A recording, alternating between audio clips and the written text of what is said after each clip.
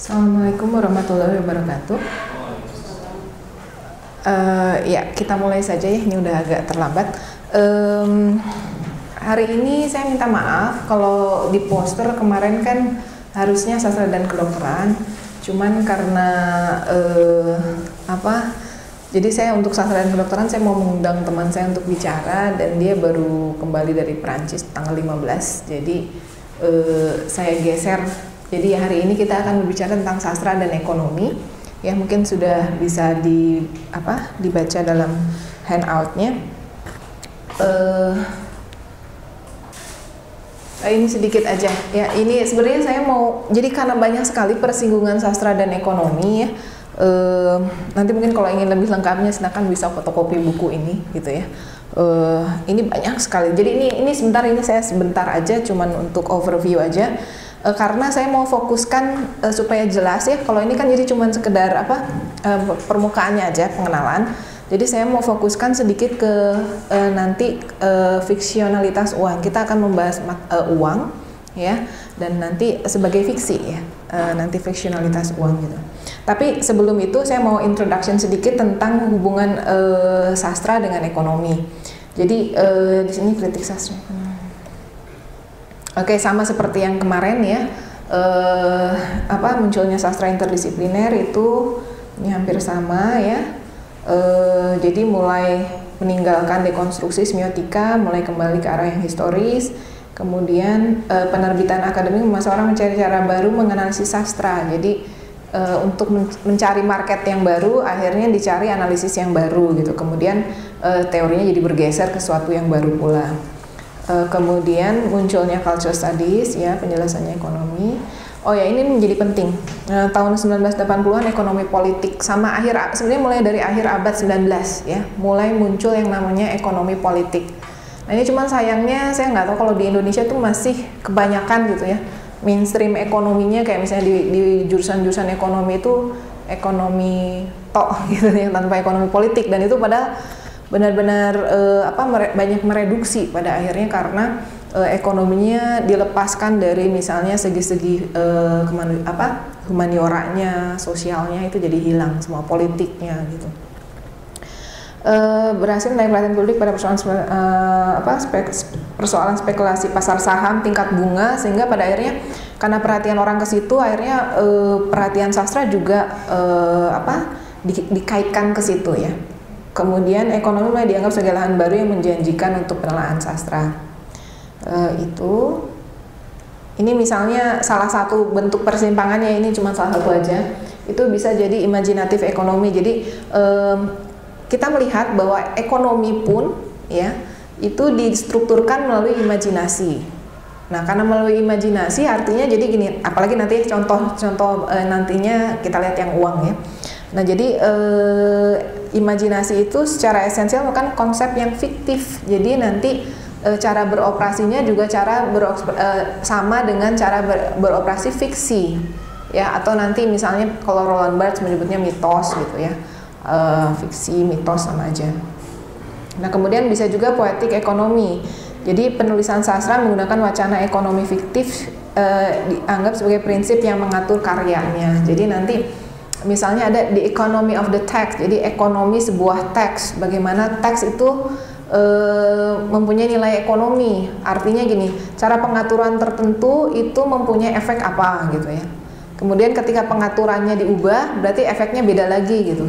Nah, nanti efek yang paling efektif itu kan apa, yang mana, tujuannya apa. Nah, itu nanti jadi efeknya ekonomis, ada hitungan-hitungannya gitu ya. Itu juga ada. Ini pertukaran exchange. Jadi ya salah satunya itu misalnya membahas tentang literary exchange, pertukaran sastra ya, dan economic exchange ya. Exchange di sini kan berarti apa ya, pertukaran. Jadi nanti ada suatu benda ataupun apa yang dianggap punya nilai gitu ya. Nah, nanti itu ditukarkan dengan sesuatu yang lain. Nah, dalam sastra juga ada yang seperti itu gitu. Jadi yang mengaturnya itu logika pertukaran, exchange itu tadi ya. Mungkin nanti lebih jelasnya di pembahasan saya. Oke. nggak usah dilewat saja. Nah ini yang penting, poin-poin penting itu kenapa sastra juga berkaitan dengan ekonomi ketika sastra muncul sebagai bisnis dan dagang. Jadi waktu awalnya sastra itu kan cuma untuk kalangan elit ya, karena baca tulis itu hanya dikuasai oleh kalangan kelas menengah, kelas atas ya, malah kelas atas. Nah baru ketika munculnya yang disebut dengan mesin cetak, nah sastra itu menjadi tersebar dan meluas, dan dia dibaca oleh orang-orang di kelas menengah dan menengah ke bawah. Nah dengan demikian pada saat itu dengan munculnya mesin cetak, sastra juga menjadi lahan bisnis dan dagang. Nah di sini mulai yang namanya komodifikasi informasi, yang tadinya jenis genre-nya juga langsung berubah ya. Jadi kayak novel itu muncul karena munculnya print press ini gitu. Ya, jadi yang tadinya kan biasanya bentuknya roman ya, roman epik gitu kan, yang panjang sekali nih. Karena kan yang kalau orang kelas atas kan punya waktu luang cukup banyak gitu untuk membaca cerita-cerita yang panjang, tokohnya diceritakan mulai dari lahir sampai matinya kayak gimana gitu. Nah lama kelamaan karena yang bacanya punya waktunya cuma sedikit ya, kelas menengah itu ke bawah nggak punya waktu seluang kelas atas gitu, karena dia kan harus mikirin perut dan sebagainya. Jadi dia nggak kuat kalau baca yang sepanjang itu, akhirnya dipotong-potong. Yang tadinya ceritanya dari dia lahir sampai mati, akhirnya dipotong di tengah aja misalnya, pas dia udah dewasa gitu. Nah akhirnya bentuk baru muncul genre novel juga gitu. Nah nanti yang makin kesini tuh ya generasi MTV udah nggak kuat baca novel, makanya sekarang kan cerpen atau novela gitu, cerpen tapi lebih panjang lah daripada cerpen itu jadi novela. Nanti makin sedikit lagi cerpen, nanti makin sedikit lagi, nanti banyak, makanya cerpen yang makin sedikit gitu. Karena itu tadi sejalan dengan perkembangan teknologi juga. Jadi ekonomi dan teknologi itu mempengaruhi genre-nya yang muncul pada akhirnya. Kemudian tulisan sebagai produksi kreatif. Nah ini perubahan konsep kepengarangan. Jadi berubah, tadinya pengarang itu kan biasanya dia menulis untuk proses ekspresif dari sarana ekspresi diri gitu ya. Kemudian nanti berubah, ada yang kelas baru penulis profesional yang menulis untuk profesi ya. Jadi dia mengandalkan uang memang, jadi hidupnya penghasilannya mengandalkan dari menulis. Nah cuman pada akhirnya karena mengandalkan dari menulis, kan kalau yang tadi yang menulisnya biasanya siapa? Ya sama, karena lagi-lagi baca tulis dikuasai kelas menengah, kelas atas, jadi yang menulis juga kelas atas. Nah dia menulis bukan untuk apa-apa kan, dia uang udah punya gitu ya, hidup udah enak gitu. Nah ini yang kelas baru penulis ini akhirnya menulis untuk mendapatkan uang. Nah karena menulis untuk mendapatkan uang, nanti ada juga mode menulis yang pada akhirnya mengikuti tren. Karena kan nanti yang munculnya tadi ya, mesin cetak, akhirnya muncul yang namanya institusi penerbit. Nah karena ada penerbit, berarti kan penerbit itu seakan-akan yang punya hakim yang berhak menentukan mana yang tulisan bagus, layak terbit, dan yang tidak gitu. Nah akhirnya banyak juga nanti penulis yang misalnya menulis ngikutin patronnya, jadi ngikutin penerbitnya maunya apa, dia nulisnya begitu gitu. Jadi kayak misalnya perempuan, misalnya waktu itu misalnya kalau mau menulis ya harus menulis seperti laki-laki, maksudnya harus teratur, rapi, ada misalnya plotnya pasti ada pengenalan, terus ada titik balik gitu, terus ada krisis, habis krisis nanti ada klimaks, habis klimaks ada penyelesaian gitu, atau titik turunnya gitu. Selalu harus begitu, dan harus rapi itu artinya begitu juga. Misalnya pas zaman Victoria gitu, kalau di Inggris kalau mau menggambarkan situasi ruangan itu harus misalnya dari mulai masuk ke pintu, sebelah kirinya ada apa, ada meja, sebelah kiri meja ada apa, dijelasin satu-satu. Harus kayak begitu, kalau enggak nanti dianggap kurang mumpuni gitu, kayak gitu-gitu. Jadi ada kelas baru yang pada akhirnya kadang-kadang menulis bukan berdasarkan keinginan dia menulis, tapi memang mengikuti tren. Sama kayak sekarang juga kan tahu sendiri ya, kalau misalnya mungkin di sini ada beberapa yang penulis, misalnya pengen tulisannya masuk majalah Femina, pasti nulisnya harus dengan cara begini. Kalau mau masuk ke Kompas, koran Kompas Minggu, caranya udah ada tahu juga. Yang soalnya yang seperti apa yang bakal diseleksi kan udah tahu kriterianya gitu. Nah, kemudian jadi teksnya di sini juga berfungsi ekonomis. Nah, di sini salah satu beberapa pertemuan sastra dengan ekonomi. Ini abad ke-18 juga berkembang kapitalisme komersial secara institusional. Nah, ini akhirnya juga sama ya, bagaimana sastra juga dimasukkan secara institusional menjadi itu tadi ya, lahan-lahan menjadi sebuah lahan ekonomi. Nah, ini cara pandang baru pada akhirnya ya ada kebutuhan karena situasi sosial politik saat itu, ada kebutuhan untuk mempunyai cara pandang baru gitu. Dan pada akhirnya cara pandang baru ini politisnya ya. Jadi lewat sastra seperti yang kemarin saya bilang itu, misalnya Matthew Arnold bilang ya Jane Austen itu untuk semacam mendikte masyarakat kelas bawah gitu tentang cara bersikap gitu dan sebagainya. Kebutuhan ini dijawab baik ekonomi maupun oleh novel. Nah, ini nanti kita lihat ya dua-duanya pada yang satu lagi. Nah, ini novel adalah wacana yang mengimajinasikan mengonstruksi privasi dan persoalan domestik. Jadi dia mengimajinasikan membentuk sebuah dunia sendiri. Nah, sementara ekonomi politik adalah wacana yang mengimajinasikan persoalan publik. Tapi dua-duanya sama mengimajinasikan sebenarnya. Karena nanti ekonomi sebenarnya berbicara mengenai sesuatu yang tidak benar-benar konkret. Ya, kayak kita berbicara tentang uang. Uang itu apa sih? Uang itu kan cuma kertas sebenarnya ya. Tapi kok bisa jadi begitu bernilai gitu. Nah, itu jadi dua-duanya sama-sama menggunakan imajinasi nanti. Nanti kita lihat lebih lanjut ya.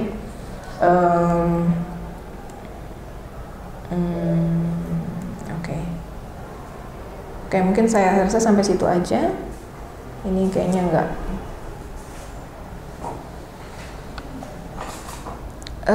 Sampai sini dulu. Mungkin ada pertanyaan, mungkin belum? Oke. Ya, kalau gitu kita mulai dari yang ini. Aduh, ini agak desainnya, coba saya kasih sedikit.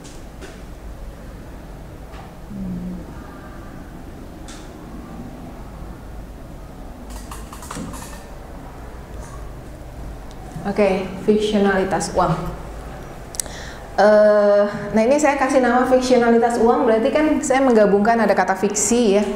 Fiksi itu apa sih bedanya fiksi sama yang fiksi, fiktif, fakta? Fiktif sama fakta kayaknya hampir mirip ya. Jangan berasal dari satu kata karena memang sama nantinya. Ya, akar katanya dalam bahasa Latinnya nanti kalau mau dicari ya. Tapi kalau yang fiksi kayak misalnya gini, apa bedanya fakta dengan fiktif? Fakta kita menganggap bahwa fakta itu apa? Faktual, fakta yang nyata ya, nyata. Kalau fiksi, fiktif, tidak nyata. Nah, tapi nyata itu apa? Konkret ya. Berarti kan kita biasanya konkret dalam arti bisa sensual, bisa disense, bisa diindra. Ya, apa yang seperti itu nyata, tangible, bisa dipegang, bisa diraba, bisa misalnya dicium baunya gitu, bisa dilihat, bisa didengar gitu, seperti itu ya, nyata. Nah, cuman masalahnya sekarang kan batasan antara fakta dan fiksi itu menjadi kian kabur ya. Karena kan waktu dulu misalnya gini, kayak misalnya emas sama uang, mana yang lebih nyata? Emas, kenapa? Ya, nanti bisa diuraikan unsur-unsurnya apa aja gitu kan ya, nanti dan kesannya kan lebih berharga. Kalau uang kan cuma kertas aja sebenarnya ya, iya nggak? Nah, sekarang kalau misalnya gini, nah nanti kita lihat ya perkembangan teknologi, perkembangan ekonomi nanti pada akhirnya membuat dunia kian fiktif. Kenapa? Misalnya gini, saya contohkan. Kalau misalnya Anda kan punya tanda tangan ya, tanda tangan Anda dengan Anda, tubuh Anda gitu ya, yang lebih nyata yang mana? Tubuh ya. Nah, sekarang pergilah ke bank gitu kan, Anda punya rekening ya, pergi ke bank, ambil uang, tapi jangan pakai tanda tangan Anda gitu. Kira-kira tellernya ngasih nggak? Kenapa? Tapi kan pemilik uang Anda kan pemilik sah dari uang itu ya? Ya kan? Pemilik sah dan tubuh yang datang ke bank gitu ya, itu kan juga sesuatu yang lebih nyata ketimbang tanda tangannya, ya nggak? Tapi kenapa justru nggak diakuin? Sekarang misalnya ada orang lain gitu ya, nggak tahu tubuhnya tubuh siapa gitu ya, atau nggak punya tubuh atau gimana, tapi dia datang dengan tanda tangan yang sama dengan yang tertera di rekening, dikasih apa enggak? Nah itu artinya jadi mana yang fiktif, mana yang nyata di sini jadi agak susah ya. Nah ini nanti akan saya gambarkan lebih lanjut dalam materi kita hari ini. Di sini saya coba lihat persimpangan sastra dan ekonomi. Oke. Nah sebenarnya kita akan coba lihat mundur lagi ya. Kalau kapan sih sebenarnya awalnya uang itu dipakai sebagai alat tukar gitu? Kira-kira kapan ya? Ada yang tahu sejarah uang mungkin awalnya dipakai di mana? Sebenarnya ini saya ngambilnya nanti di Amerika ya. Ini abad 19 itu mah udah sebenarnya baru belakangan gitu. Sebenarnya mungkin yang jauh-jauh sebelumnya udah banyak yang pakai, yang misalnya penggunaan koin. Koin itu udah dari tahun kapan ya? Saya ini agak-agak skeptis dengan buku-buku. Soalnya kan terbitannya biasanya kiblatnya ke barat gitu. Mereka selalu bilang abad 11 di Italia katanya gitu. Tapi saya selalu yakin bahwa sebelum itu udah ada mungkinnya di peradaban sebelum Italia gitu. Tapi yang sering dicatat kayak misalnya oleh Fernand Braudel gitu, itu pasti kalau orang ngomongin politikal ekonomi juga pasti mundurnya ke situ, ke Italia gitu, abad 11. Tapi waktu itu memang penggunaannya belum seluas seperti penggunaannya abad 19 di Amerika. Jadi kayak misalnya kalau di Cina waktu itu juga bentuknya beda-beda ya. Misalnya koin ya, sebelum koin koin emas ya. Jadi koinnya juga dari emas. Artinya emasnya masih dipakai sebagai bahan alat tukar gitu ya. Nah jadi kalau misalnya dulu juga terus ada yang namanya stempel ya, segel gitu ya. Jadi kalau di Cina itu kalau mungkin suka nonton film-film kungfu gitu kan ya, itu kan suka ada yang jadi rebutan, itu ternyata cuma stempel doang gitu, stempel kerajaan, atau sebenarnya bukan kerajaan yang punya stempel itu, nggak cuma kerajaan, bisa juga orang kaya ya, dia menguasai bisnis, misalnya bisnis dagang gitu ya. Nah, jadi caranya gini kan, kalau kenapa ini berpindah ke uang ya? Artinya gini, kalau bawa 10 kilo emas gitu ya, kalau 10 kilo masih bisa ditenteng gitu. Tapi kalau misalnya 1 ton emas gitu, nah ke wilayah yang sangat jauh, karena kan waktu pas menguasai perdagangan itu bukan cuma di Cina, tapi kan juga nanti ke belahan dunia yang lain gitu. Nah, mau bawa emas 10 ton dari misalnya yang sekarang Beijing gitu ya, ke tempat misalnya Indonesia sekarang gitu, Jakarta, susah kan gitu. Nah pada akhirnya ada yang namanya si yang punya kongsi dagang itu, dia bikin jaminan gitu. Ya udah gini aja kan, di sini juga ada emas, di sana juga ada emas, di tempat koloninya ada emas gitu ya. Ya udah, kalau mau butuh emas yang ini mah nggak usah pakai yang di Beijing gitu, pakai aja yang di Batavia misalnya. Nah akhirnya tapi ada stempelnya gitu, atau makan nggak perlu uang yang 10 ton itu yang beratnya minta ampun, udah aja pakai kertas, kertasnya dijamin gitu. Artinya kertas itu bisa diuangkan nanti di Batavia gitu dengan jumlah yang sama seperti kalau ngambil di Beijing gitu. Nah kayak gitu.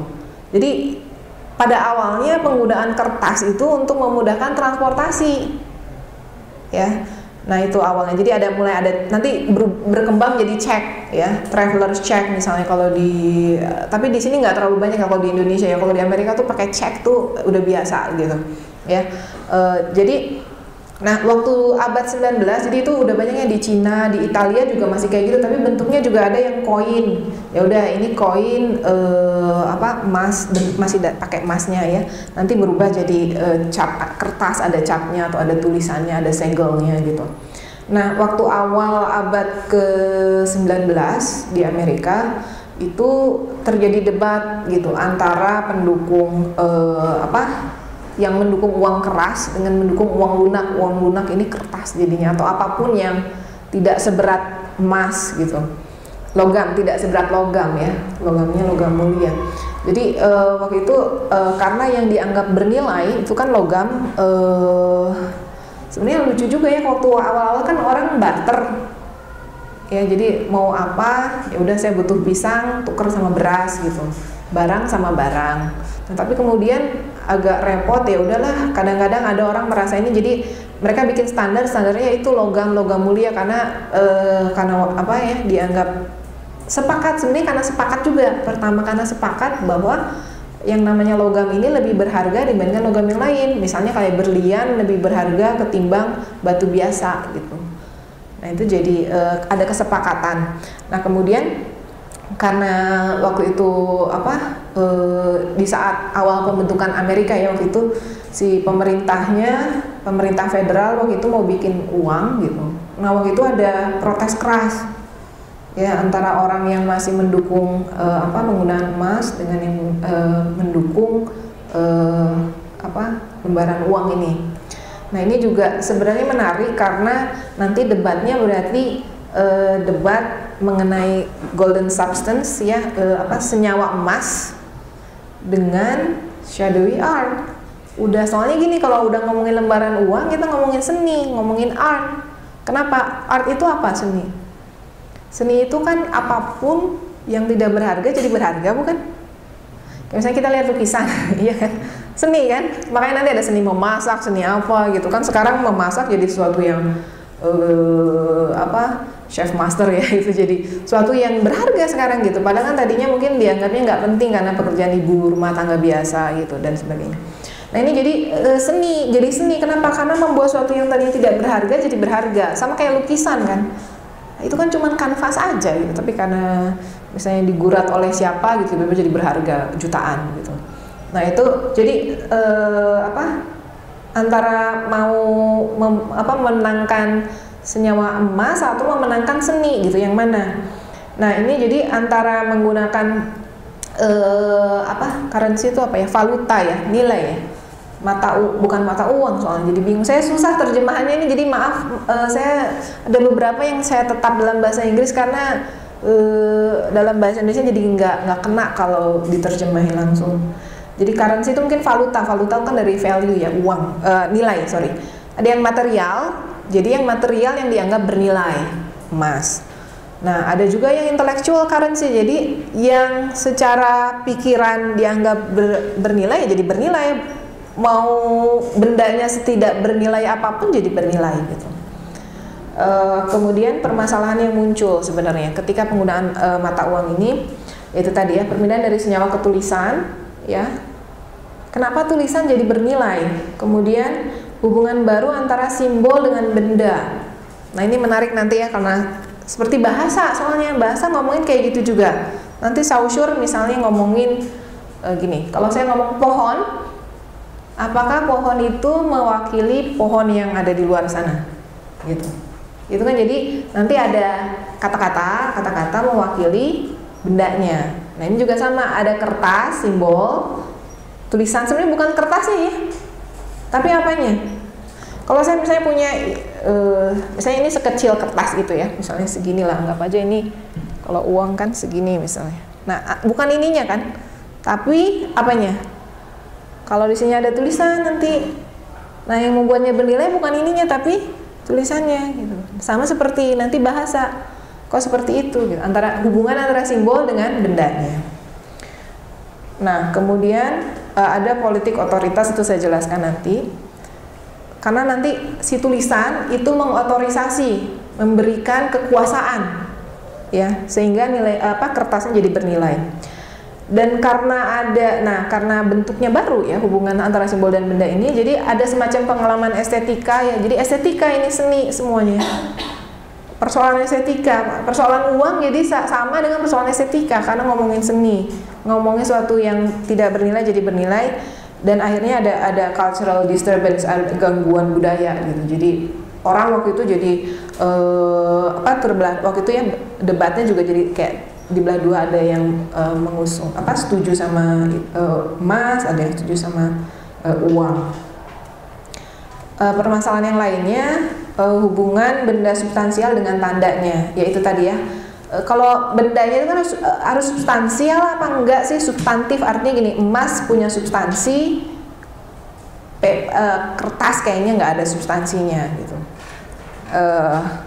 Kalau emas menandai apa? Menandai dirinya sendiri. Kalau kertas atau tulisan menandai sesuatu yang lain gitu. Jadi ada sesuatu yang substansial menandai dirinya dia sendiri dan menjadi bernilai. Ada tulisan menandai sesuatu yang insubstansial, kertas, tapi jadi bernilai gitu. Kemudian jadi yang jadi exchange-nya, alat tukar kan tadinya benda dengan benda. Misalnya saya pergi ke pasar, saya bawa emas ditukar dengan beras. Nah kalau sekarang akhirnya saya bawa tulisan, saya tukar dengan benda gitu. Nah jadi alat tukarnya adalah sebuah representasi, karena tulisan kan representasi. Kemudian di sini itu ya tadi, emas pada digantikan oleh kertas yang tidak substantif sebagai substansi nilai. Ini kan ada yang kalau yang pendukung emas tuh bilangnya gitu, itu apaan, itu exchange yang insensitif katanya, insensible dan tidak masuk akal gitu. Masa kertas dipakai buat alat tukar katanya gitu. Kemudian, nah ini ya, ini saya nanti aja belakangan ini. Nanti kita baru ingat juga bahwa ini munculnya kenapa bersamaan dengan yang lain-lain. Nah ini politik otoritas. Kenapa sih kalau misalnya ini saya punya kertas ini, tiba-tiba ini jadi bernilai ketika dikeluarkan oleh bank gitu ya? Kenapa? Karena dia seakan di backup. Di backup oleh apa? Oleh negara, ya kan nanti federal apa sih? Bentar. Di situ ada tulisan, ya pokoknya nanti ini ya, apa dikeluarkan oleh pemerintah federal gitu ya. Oke kan, jadi seakan-akan di backup, saya suka adukan di backup, bahasa Indonesianya apa, disokong gitu ya, disupport, disokong oleh siapa? Negara. Negara itu siapa? Siapa negara bisa ngasih apa backup gitu buat nilai, sebuah nilai gitu. Misalnya gini, udah jelas-jelas saya punya uang, misalnya saya punya emas 1 gram ditukar dengan tulisan gitu. Tapi saya mau aja. Kenapa? Yaitu satu, dijamin katanya oleh negara, dijamin ya mungkin ya, bukan disokong, dijamin. Walaupun nggak tahu negara itu siapa. Siapa sih negara? Presiden, banknya, direktur banknya. Bank juga kan bukan suatu yang konkret ya, kecuali gedungnya gitu. Nah, ini di backup oleh emas. Ini harusnya sih begini, bilangnya sih waktu yang sekarang ya, itu harusnya di backup oleh emas kan, dijamin oleh emas. Jadi $1 itu nilainya sama dengan berapa gram emas gitu.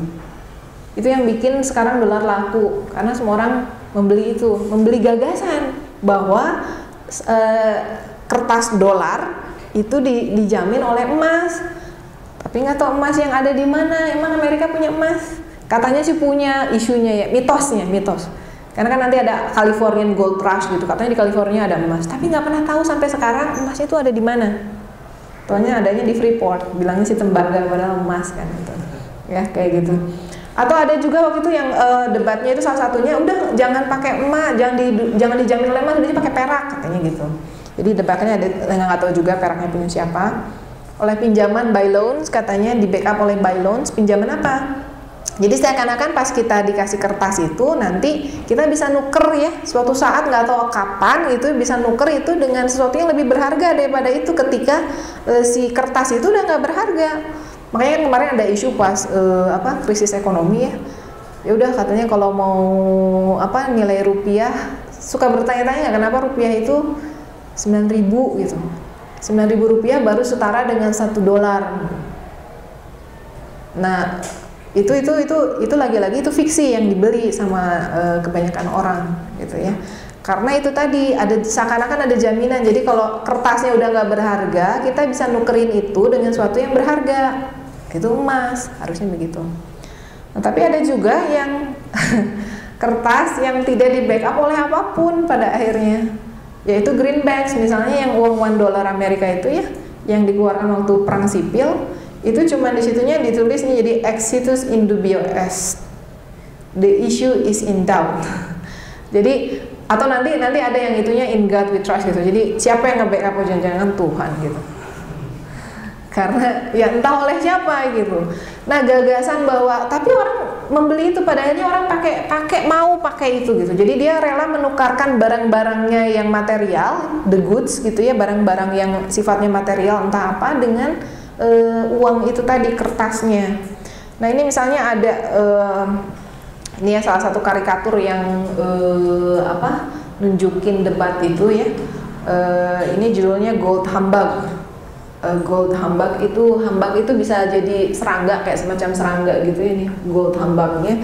Tapi bisa juga humbug itu artinya pembual, penipu gitu. Nah, jadi pendukung uang itu sering disebut sebagai humbug, penipu ya waktu itu, kaum ini. Nah, di sini si Andrew Jackson waktu itu presidennya yang menunggangi babi, dia ngejarin si gold humbug gitu. Nah, kemudian ini tulisannya sebentar. H.R. Robinson. Si pembuat karikaturnya. Dia naik ke keledai lagi ngejar si Andrew Jackson juga, tapi dia juga jualan juga dia nanti saya jelasin. Kemudian yang ini ada satu orang namanya Napoleon Sarony, yaitu nanti ada di yang berikutnya. Itu dia fotografer. Nah, itu fotografer pertama, dia menjadi kaya waktu pas pindah ke New York karena dia jualan foto. Itu pertama kalinya foto itu diperjualbelikan. Jadi misalnya dia moto orang, terus orangnya suruh beli fotonya gitu. Itu pertama kali. Dulu waktu itu belum ada foto, ya foto aja gitu. Ya. Nah, akhirnya jadi ini 50 cent. Nah, dia bilang jadi di dalam karikatur ini kita lihat ya, Gold Humbug United States tahun 1837 awal abad 19 karikaturnya. Nah, ini jadi si Andrew Jackson ini yang tadi ya, yang sebelah kanan, paling kanan itu dianggap sebagai wakil dari bankir ya, orang bank sama legislator, penjual lembaran uang. Lembaran uang tuh maksudnya di sini saya gantinya exchange notes. Ya, kalau dalam bahasa Inggris kan notes ya. Notes itu bisa exchange notes, itu bisa uangnya lembaran gitu, berupa lembaran. Dia ngejual asli maupun palsu, artinya dia ngejual gagasan aja gitu, si Andrew Jackson. Nah, si Robinson, si penulis karikaturnya yang menggambar karikaturnya juga sama. Di tengah yang tadi naik keledai tadi, dia sebagai penjual artful joke notes, sama-sama notes yang dijualnya, cuman yang satu lembaran lelucon gitu ya. Kan dia pas bikin karikatur ini dia dapat duit juga gitu. Nah, sama satu lagi si Napoleon Sarony-nya itu sebagai penjual lembaran foto. Jadi ketiga orang yang muncul dalam karikatur tadi, tiga-tiganya sama-sama jualan notes, jualan tulisan sesuatu kertas, sama-sama jualan kertas, tapi kertasnya nilainya beda-beda. Yang satu foto, yang satu anekdot, yang satu uang gitu. Padahal sama-sama aja gitu, sama-sama fiktif. Nah, ini juga salah satu karikaturnya. Jadi ini banyak ya, nanti kita lihat. Ini tulisan karikaturnya Thomas Nast, Ideal Money judulnya, uang yang ideal. Ini menarik karena judul gini, kata ideal dalam bahasa Inggris itu kan dari kata idea, gagasan. Jadi uang ideal money, uang yang uang yang sifatnya gagasan aja sebenarnya gitu. Ya, walaupun bisa juga jadi ideal yang sempurna gitu ya. Nah, di sini coba kita lihat, nanti ada tulisannya di atas itu US Treasury. US Treasury itu semacam departemen keuangannya Amerika. In God we trust, but the devil is to pay. Jadi nggak tahu siapa nanti kalau misalnya semua orang nukerin dolar gitu ya, siapa yang mau bayar nggak tahu siapa. Maybe the devil gitu. Ya, makanya ini gambarnya kan kayak devilnya gitu. Ini soft soap ya, jadi dia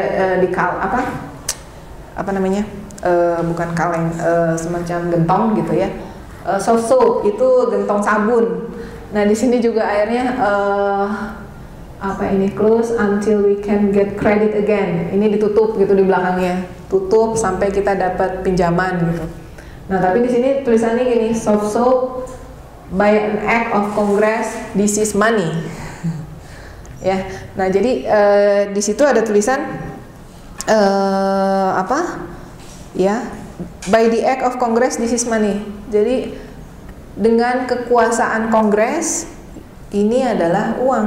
Nah ketika kayak gitu jadi seakan-akan jadi bernilai ya, karena kan sama kalau misalnya uang kertas itu kan juga apa di situ, nanti kita bahas yang berikutnya ya. Tapi ini juga sama, jadi seakan-akan di act of Congress, jadi dengan apa kekuasaan Kongres, jadi Kongresnya berkuasa, entah Kongresnya siapa juga ya, ini menjadi uang gitu. Kemudian ini apa, di sini ada tulis they can and before ya the devil dan seterusnya. Oke. Nah jadi dalam karikatur ini kita lihat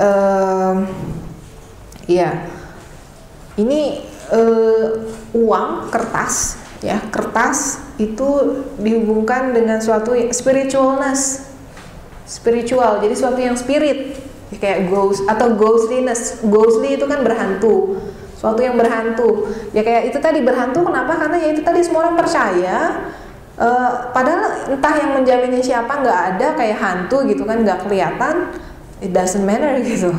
Nah jadi dengan cap tadi ya, segel by the act of Congress misalnya, dengan itu saja itu seakan-akan ada nilai spiritualness-nya gitu, yang transcendence, yang nggak perlu dipertanyakan, ya udah gitu aja, percaya aja gitu ya. And it works sampai sekarang soalnya. Ya rupiah segitu kita nggak protes kan gitu misalnya, karena ya nanti itu sama juga nanti dimasukkan ke sistem-sistem yang lebih berkuasa sih.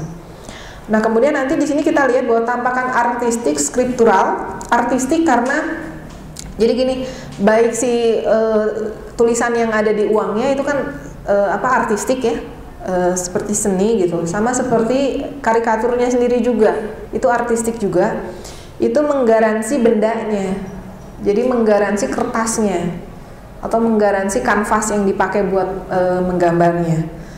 Tapi digaransinya apa? By a devilish suspension of disbelief. Jadi kalau kamu nggak percaya, tunda dulu, nggak percaya udah ambil aja dulu gitu ya. Jadi seperti itu. Nah, hampir sama seperti kayak misalnya gini, kita baca novel juga kayak gitu juga ya. Penting nggak sih bahwa ini kisahnya bener apa enggak? Ya nggak tahu lah, pokoknya pas baca ya baca aja dulu gitu, percaya aja dulu sama yang ditulis sama penulisnya gitu kan ya. Jadi sama-sama imajinasi juga. Nah ini misalnya yang kedua,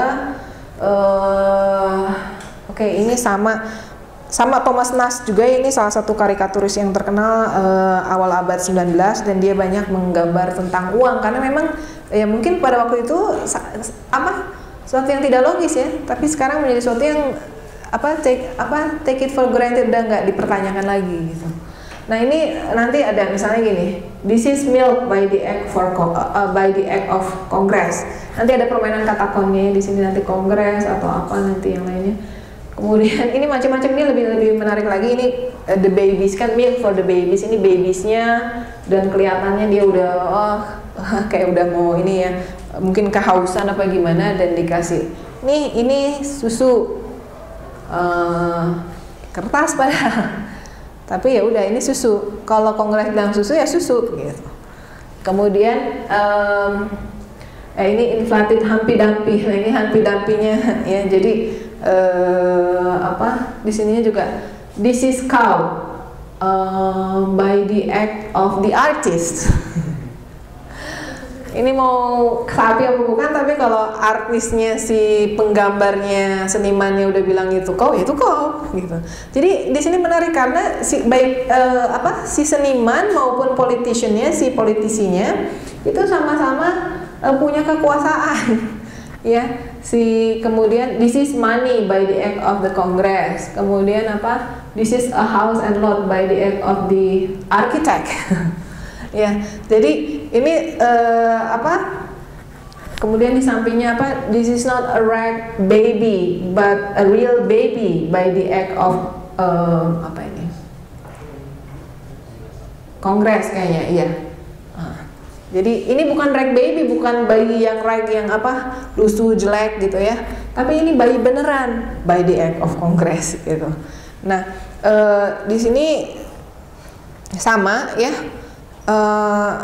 ya sama. Jadi membaurkan atau mencampur adukan. Akhirnya kepercayaan artistik itu hampir sama seperti apa bedanya kepercayaan artistik ya? Artistik di sini nanti sama kepercayaan kita pada kayak fiksi ya dan sebagainya, itu sama dengan kepercayaan ekonomi dan kepercayaan politik. Sama-sama nggak jelas, sama-sama cuma imajinasi gitu. Makanya nanti banyak ya yang mulai fokus ke abad 19 itu, misalnya termasuk ilmu politik itu banyak menggunakan yang baru maraknya tapi sekarang abad ke-20, abad ke-21 ya, menggunakan kata fiksi. Misalnya fiksi tentang politiknya Kennedy gitu. Nah, nanti pakai katanya fiksi. Nah, cara beroperasi fiksinya sama seperti cara beroperasi fiksi yang biasa yang kita bahas dalam sastra pada akhirnya gitu. Kemudian uang menjadi seni, seni menjadi uang. Ya, si Thomas Nash membuat seni, karya karikatur bisa dia jual juga jadi uang gitu. Kemudian baik seniman maupun politisi mampu membuat kertas yang tidak berharga ya, hanya dengan kata-kata atau gambar. Akhirnya kertas yang tidak berharga menjadi berharga sebagai lembar pertukaran, exchange notes ya, jadi bisa ditukar. Oke, sampai sini dulu. Mungkin ada pertanyaan dulu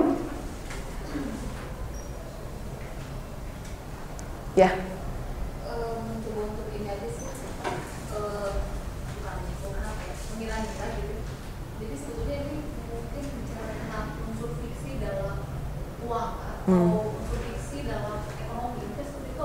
Iya, iya bisa. Bukan ya unsur fiksi dan malah ya kalau dibilang unsur ya bisa juga sih ya unsur fiksi ya.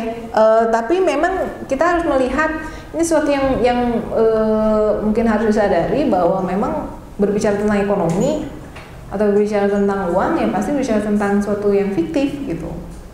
Jadi cuma imajinasi, malah jadi lebih dari sekedar unsur ya, malah mungkin kita harus ingat itu yang pada akhirnya. Jadi gini, mungkin cara pandangnya jadi berbeda ketika kita melihatnya sebagai sesuatu yang fiktif.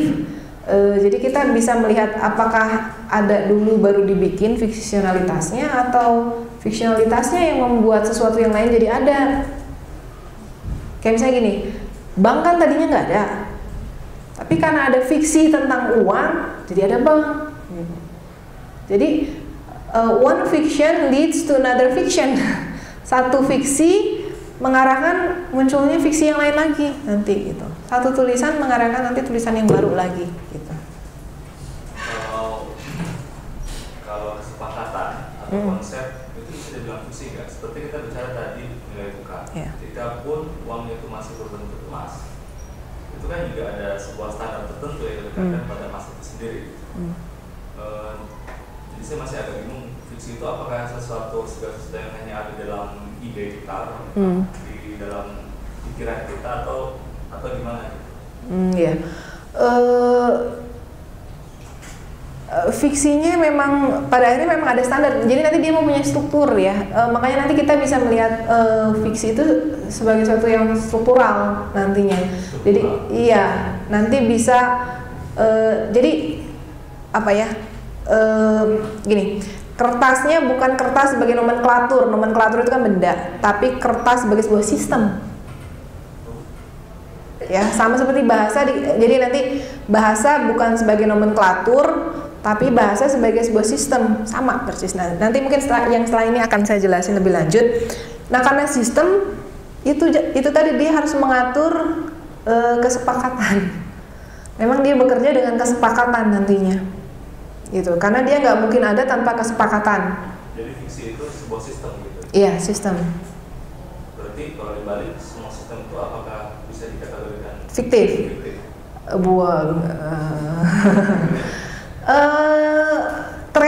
Tren apa ilmu pengetahuan abad ke-21 kayak gitu, makanya dibilang kan abadnya abad bahasa, language, karena semuanya dilihat sebagai model bahasa fiktif, jadi mungkin bisa. Tapi itu agak mengeri. Ya nanti kan kayak misalnya lebih ekstrim, kayak misalnya si siapa, Baudrillard gitu kan, itu yang ekstrim. Nanti udah nggak ada lagi yang nyata kan gitu. Itu nanti saya mungkin setelah ini saya akan jelasin.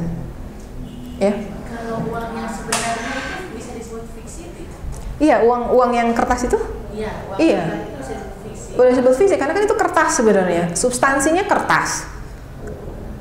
Kalau misalnya pakai bahasa kimia mungkin substansinya apalah, nanti tinggal disebutin apa sih elemen-elemen kayu itu apa aja gitu ya. Kayak gitu-gitu gitu. Uang yang sebenarnya itu kertas, uang yang sebenarnya itu fiksi. Kemudian di sini ada gambar uang juga, itu juga fiksi. Nah, untuk membedakan fiksi, ya, uang yang berharga, uang carta, uang girang. Kemudian ini kalau fiksi itu kan hanya sebagai ironi saja gitu. Nah, itu tapi mungkin gini Bu, jadi mungkin gini, yang ditukarkannya apa ya? Jadi exchange-nya yang ditukar gitu ya, itu fiksionalitasnya. Jadi sebenarnya pada saat kita ngasih kertasnya gitu ya, bukan kertas yang ditukar gitu kan, nggak penting kan, kayak misalnya gini, saya megang uang 10 ribuan, ibu punya 10 ribuan yang saya udah lecek gitu ya, terus saya tukerin gitu, nggak jadi penting kan, maksudnya nilainya sama. Artinya pada saat ditukar itu ya, kalau nukar kertas sebenarnya nggak terlalu penting kan gitu. Tapi yang penting itu nilai. Nah, nilai itu dikaitkan ke dalam kertasnya melalui sebuah fiksi gitu, atau bukan fiksi lah, nanti mungkin ya itu tadi istilahnya representasi ya. Jadi ketika kita bicara tentang uang, mau nggak mau bicara tentang representasi, berbicara tentang nanti representasi seakan ada otoritas. Mungkin setelah ini kita akan masuk ke situ gitu. masalahnya nanti kaitannya dengan pengkajian. Kalau mengkaji uang yang sebetulnya itu dianggap fiksi, itu dianggap sebagai diskurs, sebagai data, itu kan nyata gitu. Nah, kalau misalnya yang uang-uangan itu dengan ada tulisan-tulisan ironi, monopoli bisa dilihat dari misalnya prinsip ironinya misalnya begitu. Nah, nanti untuk membedakan titik singgung antara kajian bahasa dengan kajian sastranya itu di mana? Oh iya, nah ini menarik ya. Jadi nanti makanya nanti kalau misalnya ngebahas linguistik ya, misalnya dia akan ngebahasnya bukan kertasnya, misalnya ini terbuat dari kertas apa, dibikin oleh apa, tapi dia akan bahas tandanya yang ada di atas kertas. Misalnya kalau nanti semiotik misalnya, nah itu mau nggak mau kan yang dibahas tandanya, bukan kertasnya gitu. Soal makanya jadi menariknya, jadi justru yang jadi kajian bahasa misalnya ya, itu nanti scripture, tulisan yang tanda, bukan tulis, ya mungkin tulisan atau tanda-tanda yang nanti dilekatkan ke kertasnya. Nah, kalau misalnya tentang kertasnya terbuat dari apa, mungkin itu kajian orang kimia mungkin ya, atau orang apa ya, jurusan yang lain mungkin gitu. Ketika dia membedakan kertas yang satu sama kertas yang lain, nah itu kan ngomongin materinya, substance-nya itu sendiri gitu. Tapi kalau tandanya itu udah jadi kajian linguistik, nanti semiotik bisa gitu. Nah, ini nanti yang jadi contohnya. Kalau kajian ekonomi nanti mungkin ngomonginnya bagaimana nilainya, misalnya mungkin lebih nanti kesepakatan nih, kenapa nilai ini, terus bagaimana itu bisa sistem si nilainya bekerja, mungkin itu ekonomi nanti gitu nominalnya. Atau mungkin saya masuk aja ke yang berikutnya ya supaya lebih jelas kali ya. Oke. Nah ini sebenarnya ini saya sederhana.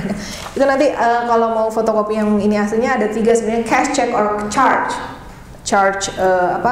Jadi kalau belanja di supermarket Amerika, misalnya ke Walmart gitu, udah belanja, pas di kasir pasti ditanya, kasirnya nanya cash, check, or charge. Maksudnya mau bayar pakai apa? Pakai cash, pakai lembaran uang, tadi ya bank notes ya, sama pakai check. Cek itu berarti nanti gini, biasanya kalau kita punya rekening ya, punya akun di bank, rekening di bank, itu kita dikasih satu buku gitu, buku cek. Nah, artinya kita bisa nulis cek itu misalnya payable for, bisa di Walmart gitu. Nah, terus sejumlah uangnya, nanti jumlah belanjaan kita berapa, nanti Walmartnya yang nuker ke banknya gitu, ngambil. Ya, bisa cek, tapi bisa juga satu lagi charge, atau mau pakai kartu kredit. Tapi yang kartu kredit saya nggak bahas ya, mungkin nanti takutnya saya kepanjangan, nggak cukup waktunya tadi. Tapi kayaknya mungkin nanti bisa dibahas sedikit. Ya seperti itu. Nah, ini persoalan apa? Persoalannya adalah ketika sebenarnya baik menggunakan banknotes, menggunakan cek maupun menggunakan credit card itu sama-sama sudah kehilangan rujukannya kemana udah nggak tahu ya. Jadi kayak misalnya gini, kalau emas rujukannya kemana, ke dirinya dia sendiri gitu ya. Ini jadi yang pertama ada persoalan itu runtuhnya reference itu rujukan-rujukan atau hubungan-hubungan penandaan itu menjadi membingungkan nanti ya. Nanti kita bahas sekalian sama teori bahasanya. Kemudian pemutusan standar pertukaran, jadi exchange standard itu tadi ya terputus. Jadi yang seakan-akan kita nggak bisa milih yang lain lagi, cuma boleh yang 3 itu aja gitu. Yang artinya tiga-tiganya apa? Tiga-tiganya fiksi, tiga-tiganya representasi gitu. Kemudian disosiasi itu apa ya? Pelepasan hubungan tanda dari petandanya. Nah ini kan kertas tidak lagi menandai dirinya sebagai kertas, tapi kertas menandai sesuatu yang lain. Nah ini jadi menarik nanti karena mungkin sedikit ya, nanti signified kalau saussure. Kembali ke teori bahasa sedikit. Ya ini tulisan babonnya linguistik ya, pasti kan awalnya pasti dari saussure ya. Linguistic play sign. Kalau dalam saussure itu kan dia menulis, kalau saussure malah dia lebih banyak ini malah sebenarnya fonemik ya, speech jadinya. Jadi kalau misalnya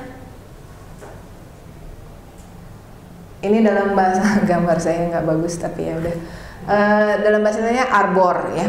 Jadi kalau misalnya ada ini, saya punya huruf-huruf, ini kan scripture. Nah, pas saya nulis arbor atau oke lah, nanti misalnya pohon dalam bahasa ini, pohon, atau saya punya tree. Nanti mungkin dalam bahasa Jepang apa lagi Bu? Ya, ini. Nah, ini biasanya pada saat saya bilang pohon gitu, Anda mengkaitkannya dengan pohon yang asli apa enggak? Sekarang saya gini, oke lah, satu lagi, kucing. Ya, oke. Coba kalau Salim apa yang kebayang, kucingnya warna apa? Bulunya putih sama agak kuning coklat belang-belang. Oke. Panjang kayak anggora nggak bulunya nggak? Nggak biasa. Biasa aja. Oke. Kalau ini kira-kira kucing gimana? Yang kebayang? Kucing Persia. Lagi ngapain kucingnya? Lagi duduk? Tiduran. Ekornya kayak kemoceng. Oke, kayak kemoceng. Oke, ya. Ibu misalnya kucingnya warnanya 3, putih, kuning, hitam. Biasa buntutnya panjang, nggak kayak kemoceng ya. Lagi duduk, apa lagi berdiri, apa lagi? Lagi garuk-garuk gitu. Oke. Nah, artinya kan ini ya. Jadi saya nanti ini punya sebenarnya yang Anda dengar itu kan cuma frekuensi suara saya ya. Mengucapkan fonem-fonem ke, u, c, ing, i sama eng gitu kan. Kucing gitu. Nah, tapi tiba-tiba ada mental image, citraan mental muncul gitu. Nah, ini saussure ini yang menandai munculnya linguistik ya tadinya. Karena tadinya waktu sebelum saussure, misalnya si Hippocrates atau Plato gitu ya, itu kan beranggapan bahwa bahasa itu mimesis. Jadi kalau ada ini, pasti ini meniru kenyataannya. Jadi kalau saya bilang kucing, pasti kucing itu, misalnya saya punya kucing atau ini cat gitu ya, nanti pasti ke yang ini gitu. Ya, ini nggak tahu. Ini kucing by the act of the artist. Ya, nah artinya selalu ada. Jadi hubungannya mimesis. Mimesis itu artinya jadi si kata itu merupakan imitasi dari kenyataannya. Kayak gambar juga sama nanti. Misalnya ada gambar kucing, ini adalah imitasi dari kenyataannya gitu ya. Plato kan bilangnya begitu. Jadi kalau ada misalnya kursi, maka itu adalah representasi imitasi dari nggak tahu gagasannya. Nah gagasannya nggak tahu dari mana gitu. Gagasan tentang kucing atau tentang kursi atau tentang pohon gitu. Dan semua orang sama aja pastinya. Nggak pernah janjian gitu ya. Tapi kakinya 4 kan Bu ya? 4 gitu ya. Ada kumis-kumisnya gitu. Kupingnya 2 gitu ya. Punya buntut gitu, walaupun buntutnya mungkin pendek atau panjang atau kayak kemoceng atau enggak gitu ya, tapi semuanya ada semacam karakteristik yang sama. Kalau kata Plato itu yang gagasan idealnya, yang entah mengatur nggak tahu siapa, pokoknya dari situ aja gitu. Nah mungkin karena kenyataannya sama gitu. Nah si Saussure itu yang pertama kali memotong itu, jadi nggak ada hubungannya ini sama ini. Misalnya ini kan tadinya berhubungan gitu ya, misalnya ini mengimitasi yang ini gitu. Nah sekarang tuh kalau kata Saussure nggak ada hubungannya, diputus sama dia, ya digunting gitu, semacam digunting, nggak ada hubungannya. Nah Saussure itu mulai bilang apa katanya, bahasa adalah definisinya Saussure, an arbitrary system of sign, ya terjemahnya pakai bahasa Inggris, an arbitrary system of sign. Jadi apa? Sistem tanda itu sistem. Jadi nggak ada hubungan antara kata dengan bendanya, nggak ada. Ketika saya ngomongin pohon ya pohon aja, P. Itu cuman hubungan antara en. Kalau dia ngomongin speech ya, nanti malah belum ketulisan. Jadi kalau bagi Saussure tulisan itu nomor 2, yang pertama speech. Nanti dibalik sama Derrida gitu. Tulisan yang pertama, speech itu belakangan. Itu nanti abad ke-20. Nah ini jadi itu hanya persoalan arbitrary system of sign, sistem tanda yang mana suka, arbitrer. Makanya bilangnya juga mana suka-suka aja, nggak jelas gitu. Kenapa misalnya bunyi kayak misalnya cat nanti berbeda dengan yang lain. Misalnya, saya bilang kucing, saya bilang kacang, udah beda lagi ya. Kancing, udah beda, itu beda lagi. Tapi ini cat, misalnya dia sering, misalnya cat berbeda dengan mat, dengan tikar, berbeda dengan fat. Itu yang membedakan apanya? Kan cuman fonemnya saja gitu ya, fonemnya saja. Tapi aneh gitu, kok M itu jadi menimbulkan gagasan yang tertentu. Nah itu mana suka sifatnya, jadi susah mengininya gitu. Makanya kata Saussure seperti itu. Nah jadi sama seperti ini jadinya kayak uang. Nah nanti kita lihat bahwa mulainya berkembangnya ilmu linguistik abad 19 barengan sama munculnya ekonomi moneter gitu. Nah ternyata bersinggungan di situ. Nah jadi kata Saussure ini mah hanya persoalan sistem aja. Nanti ada yang namanya sign. Nah misalnya nanti ada sign, itu menjadi sign, dia menjadi tanda karena dia punya signifier, punya signifier. Punya yang menandai, punya yang ditandai gitu. Cuma itu aja. Nah, jadi kalau udah ada yang ditandai sama ada yang menandai, maka ada yang namanya sign, meaning, makna itu jadi di situ. Nah, di sini pada akhirnya susah gitu hubungan kayak misalnya tanda dan yang ditandainya, penandanya dengan petanda itu yang ditandai. Jadi mana suka sifatnya. Bisa dilihat. Jadi nanti makna muncul dari misalnya kalau ada tulisan rangkaian huruf gini, maka ya biasanya ke sini gitu. Nah kalau di sini uang jadinya juga agak susah ketika misalnya sama. Kalau yang ini jadi disosiasi tanda dari petandanya, maksudnya kertas tidak lagi menandai dirinya dia sendiri tapi menandai sesuatu yang lain. Makanya dia jadi berharga karena yang ditandainya itu bukan dirinya dia sendiri. Seperti kalau emas menjadi berharga karena dia menandai dirinya dia sendiri. Nah, kertas menjadi berharga bukan karena dia menandai dirinya sendiri tapi menandai sesuatu yang lain. Ya, jadi ada value, ada nilai di situ. Nah, mulai bermain yang namanya nilai. Ya, jadi nilai itu hampir sama seperti makna, sama-sama susah diiniin gitu. Tapi nanti bisa diganti. Jadi pergantian keberadaan atau existence ya, substance, suatu yang ada diganti sama permainan penandaan. Nah kayak kertas, jadi gini, yang membuat uang itu menjadi berarti bukan kertasnya tapi tanda-tanda yang dituliskan di dalam kertasnya. Penundaan tak tentu makna. Oke. Ini udah masuk ke dekonstruksinya. Jadi ini Nanti oke, nanti aja ini. Oke, ini enggak, nanti juga. Oke, saya masuk ke sini aja langsung deh. Ini maaf kurang jelas ya, tapi ya ini yang saya bisa dapatkan, agak diperbesar tapi jadinya malah jadi nggak jelas. Kita lihat, ya ambil contoh. Ini contoh greenback. Greenback itu ya itu tadi yang katanya sih sebenarnya dijamin entah oleh apa gitu ya. Nah, nanti kita lihat di sininya ada the United States of America ya. Kemudian di tengahnya kenapa harus ada ini? Gambarnya siapa? George Washington, the founding father, apa ya? Bapak pendiri Amerika gitu ya. Nanti ini ada tanda tangan 2. Ya, si George Washingtonnya diapit sama tanda tangan. Yang satunya tanda tangan bisa dilihat di sini.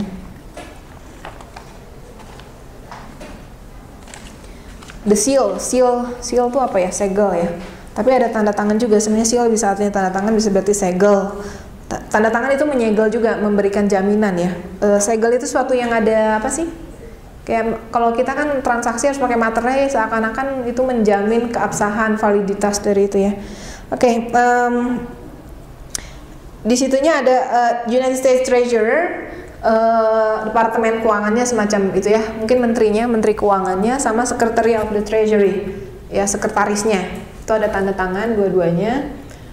Kemudian yang menariknya lagi yang di belakangnya, ini ya, di bagian belakangnya itu ada ini sama di United States of America, di sini ada $1 gitu ya.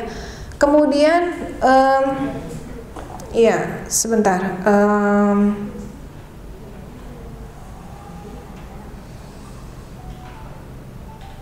Oke, di sininya ada tulisan ini emang agak nggak jelas juga, mungkin ada yang punya dolar nanti bisa lihat. In God we trust. Kenapa harus ada tulisan itu? Padahal kan Amerika negara sekuler ya, bukan? Tidak percaya pada Tuhan, mengharamkan intervensi agama untuk masalah-masalah agama, untuk masalah-masalah negara kan? Ngakunya sih, walaupun kan sebenarnya nggak juga gitu ya. Ya sama kalau George Bush orang Kristen di sana seperti orang Islam di sini, sama-sama ini pakai nama agama buat kepentingan negara. Tapi nanti kita lihat di sini, in God we trust, walaupun ngakunya negara sekuler tapi ada tulisannya. Kenapa kira-kira perlu ada tulisan itu ya? Terus sudah gitu di sebelah kirinya ada gambar piramid, ya. Itu ada gambar piramidnya menuju ke atas, di atasnya tuh kayak ada emas gitu atau apa gitu. Terus ada tulisannya di atasnya, ada tulisan bahasa Latin lagi tulisannya, Annuit Coeptis, ya. Annuit itu he, orang ketiga ya, maksudnya Tuhan, yang dimaksudnya tetap Tuhan. Favor our undertaking, maksudnya seperti ya Tuhan memberkati ini gitu. Ininya tuh apa, undertakingnya itu mungkin ya uang ini gitu. Tuhan memberkati uang ini, pakai bahasa Latin tapinya. Kemudian di bawahnya, jadi di atasnya ada Annuit Coeptis, di bawahnya ada tulisan Novus Ordo Seclorum, ya. Artinya New Order of the Ages, artinya tatanan baru abad ini gitu. Artinya menjustifikasi uang itu kan sesuatu yang baru waktu itu ya, waktu pertama muncul gitu. Nah kemudian di sebelah kanannya ini ada burung erang, segel, gambarnya emblem ya, semacam ini emblem burung erang, eagle gitu ya. Dia mencengkeram kakinya, mencengkeram dua macam simbol. Yang satu olive branch, batang olive itu apa ya? Zaitun ya, batang zaitun, sama sejumlah anak panah, simbol dari kedamaian dan perang sekaligus. Saya nggak tahu kenapa dua-duanya, berarti perang juga di ini, mungkin perang untuk kedamaian nggak apa-apa gitu maksudnya. Terus di bawahnya ada tulisan juga e pluribus unum, dari sekian banyak satu nation, maksudnya satu bangsa yang menggabungkan berapa waktu itu 13 federasi ya, sekarang menjadi 50 sekian federasi, waktu awalnya 13.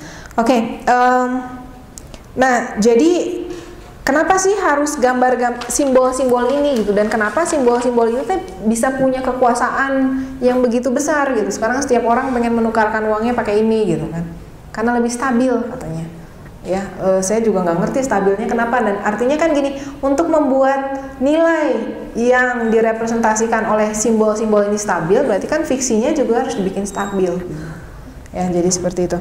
Oke, nah di sini jadi seakan-akan dengan adanya founding father, dengan adanya ini, sama yang ini, jadi seakan-akan apa? Ya, kalau Anda memegang ini, gitu ya, kertas ini. Negara and its treasury dan semua kekayaannya, entah negaranya kaya atau enggak gitu ya. Kemudian God, Tuhan, dan keyakinan kita padanya, in God we trust, ya, and our trust to God gitu ya. Kemudian the father, the founding father, kemudian bahasa sakral yang udah mati tapi kan sampai tetap dipakai. Itu artinya seakan-akan apa? Jadi sakral gitu. Nah, sama seperti tadi. Jadi seakan-akan simbol-simbol itu semua memberikan kekuasaan, memberikan kekuasaan yang sifatnya tadi ghostliness sama spiritual, ya. Ghostly sama spiritual tadi. Ya, nggak jelas kan sebenarnya, tapi jadi sakral gitu. Spiritual, sakral, karena ada tulisan God-nya, terus ada yang lainnya. Kemudian oke, ini udah.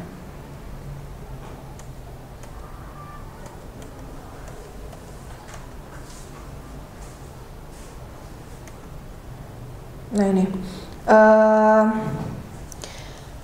masing-masingnya, ini udah hilang. Masing-masing apa tadi tandanya, simbolnya itu saling menguatkan. Jadi si gambar Washington menguatkan Tuhannya dikuatkan juga dengan tulisan Latinnya menguatkan si seakan-akan bahwa si Washingtonnya aja pilihan Tuhan gitu, dan seterusnya. Jadi saling mengintensifkan satu sama lain.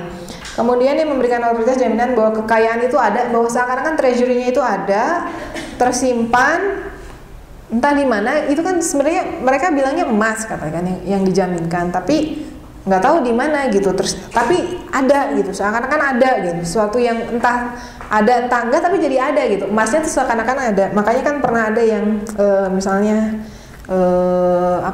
menantang gitu, kalau mau ngejatuhin Amerika gampang, udah aja tukerin semua dolarnya pakai emas gitu. Jadi minta emasnya gitu. Lepas dia kelabakan. Oke. Itu uang. Nah kemudian nanti ada lagi yang kedua. Sampai sini dulu mungkin ada pertanyaan dulu sebelum masuk ke yang kedua, cek. Karena yang cek ini lebih ini lagi daripada uang gitu. Iya, lebih fiksi lagi, lebih fiktif lagi. Ada beberapa perbedaan nanti antara ini sama uangnya. Nah mungkin di situ jadi atau yaudah saya masuk aja ya kalau nggak ada. Nah ini ada, kalau cek ini mah karikatur juga, karikaturnya siapa sih? Saya nggak tahu pakai bahasa Prancis, ini ada yang sastra Prancis sebutnya apa sih? Marcel Duchamp ya. Dia artis modern Prancis gitu. Dia nulis ini bikin ini gambar ya. Ini gambar bukan cek beneran. Jadi gambar Paris Desember 3, 1919. Di sininya The Thief Loan and Trust Company Consolidated. Jadi dia sakit gigi, terus dokter giginya namanya Daniel Zhang. Nah ini namanya judul lukisannya dia Zhang Check. Nah jadi dia ngebayar dokter giginya itu pakai cek ini, bukan cek beneran lagi, ini lukisan, gitu. Nah di sini makanya The Thief Loan and Trust Company, teeth gitu, gigi karena buat dokter gigi. Kemudian ini berapa? Apa sih alamatnya ya? New York. Wall Street, Second Wall Street, New York alamatnya, karena kan salah satu yang harus ada dalam cek itu alamat, terus ada dari mana buat apa. Pay to the order of Daniel Zhang. Jadi dibayarkan pada si Daniel Zhang, siapa dokter giginya, 115 and ya itu 100/100, jadi maksudnya 115 pas gitu ya, dollar. Jadi $115 gitu. Kemudian apa, Marshal Duchamp, di sini ada tulisan original gitu. Ya. Nah ini menarik. Jadi karena kalau dia bayar pakai itu, tapi nanti beberapa hari kemudian si lukisan itu dia beli kembali pakai uang yang harganya bukan, kalau tadi cuma 115, dia mungkin bayarnya 200 apa 300 gitu, melebihi itu gitu. Dan nanti ketika ini udah terkenal, lukisannya harganya jauh lebih mahal daripada itu juga. Nah, jadi di sini ini apa, menukar uang, sorry itu salah nulis, menukar uang dengan kertas dan kertas dengan uang. Ini malah kan kalau cek malah bukan uang gitu, ya lebih ini lagi. Jadi cuman kertas. Kalau uang kan tadi ya setidaknya ada, yang kita nggak tahu ya, tapi ada emblem-emblem yang menunjukkan itu dijamin oleh negara, dan seakan-akan negara itu lebih powerful gitu ya, lebih punya kuasaan dibandingkan kalau kertas, kalau cek jadi siapa yang ngejamin? Jadi ini seakan-akan satu abstraksi ditukar dengan abstraksi yang lain lagi, udah mau uang juga abstraksi gitu ya, ditukar dengan sesuatu yang lebih abstrak lagi, kertas yang ada tulisan ininya gitu, ceknya gitu. Ada tanda tangan si Duchamp, ada apa lagi. Jadi di sini cek yang pertama perpindahan dari ranah yang menarik, yang berbeda dari cek dengan yang membedakan cek dengan uang. Kalau cek itu perpindahan dari ranah ya, kalau uang itu kan personalisasi politik yang publik ya, karena kan negara. Jadi ke personalisasi yang privat. Kalau cek antara siapa? Bukan lagi nggak melibatkan negara. Kalau terus yang kedua ini, kalau uang itu pembeli sama penjualnya anonim, pembeli penjual ya, artinya kan itu kan exchange. Jadi maksudnya kalau dalam exchange ada pembeli ada penjual. Jadi seller sama si buyer gitu ya. Kita yang pakai uangnya sama uang yang dikasih uang itu nggak tahu siapa gitu kan. Tapi ada pihak ketiganya yang menjamin, the state gitu, negara. Nah kalau cek itu transaksinya antara nggak anonim, karena namanya muncul nanti di situ. Misalnya apa tadi Teeth Trust Company gitu ya, yang itu sama nanti kan ada Marshal Duchamp sama si Daniel Zhang. Si penjualnya jelas, pembelinya jelas, pihak ketiganya yang ngejamin siapa? Si banknya, si perusahaan itu tadi, the Teeth Loan and Trust Company. Ya, jadi dalam cek itu juga sama. Nanti kalau belanja di Walmart itu sama. Jadi nanti misalnya kita ada nama kitanya, ada nama Walmartnya, terus ada nama banknya. Nah ini lebih privat karena kan kalau tadinya institusi yang besar negara, ini ternyata bank juga bisa punya kekuasaan gitu. Nah di sini tulisan menjadi tanda dari nilai. Ya kita lihat tadi. Jadi tulisan tangan yang menandai, jadi dia merupakan penanda, signifier, yang disignifiednya nilai, value. Kemudian, nah uang jadi nggak punya materi, artinya bukan kertasnya. Jadi kalau tadi kan harus ada materi substance-nya, tapi dia masuk lagi ada yang namanya hukum jadinya, legal. Ada persoalan legal, batasan hukum. Nah kalau nanti persoalan hukum berarti nanti gini, sebenarnya gini, jaminan itu baru sah ketika gini, orang kan punya seakan ini negara bisa menjamin karena dia punya kekuasaan. Kekuasaan itu artinya apa sih? Kemarin kita bahas ya, sovereign is kedaulatan, kekuasaan. Those who can determine the state of exception. Dia yang bisa menentukan ya kekecualian, dan dia yang bisa menentukan hidup dan mati. Artinya ketika ada pelanggaran atau apa, dia bisa mengakibatkan kematian harusnya sih. Makanya orang seakan-akan jadi takut sama law, karena kalau misalnya nggak dilakukan bisa sampai akibat yang paling buruknya kita dihukum mati misalnya, atau jadi kita kehilangan nyawa, dan itu sah kehilangannya. Ketika orang lain mengambil nyawa kita jadi sah. Kayak penjara mengambil nyawa kita menjadi sah. Kemudian check ini mendasarkan makna pada hubungan resiprok dan pembedaan. Jadi differential relation. Jadi ada resiprok. Jadi satu sama lain sepakat. Jadi antara si dokter gigi yang menerimanya mau dia nerima. Terus si Marshall Duchamp-nya juga mau.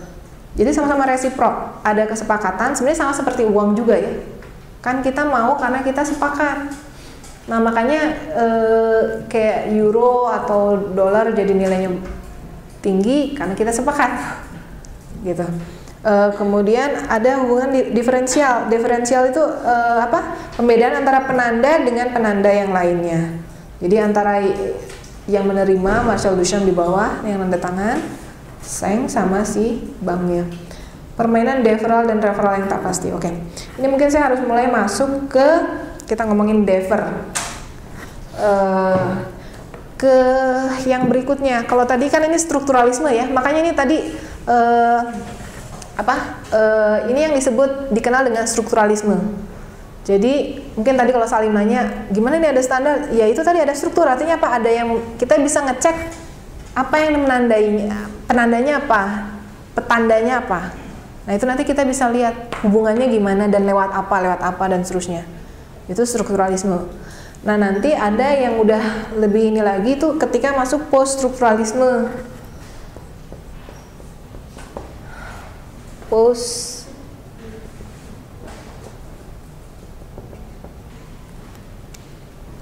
Itu ketika post strukturalisme itu oke, mungkin kita mulai dari Roland Barthes juga sebentar.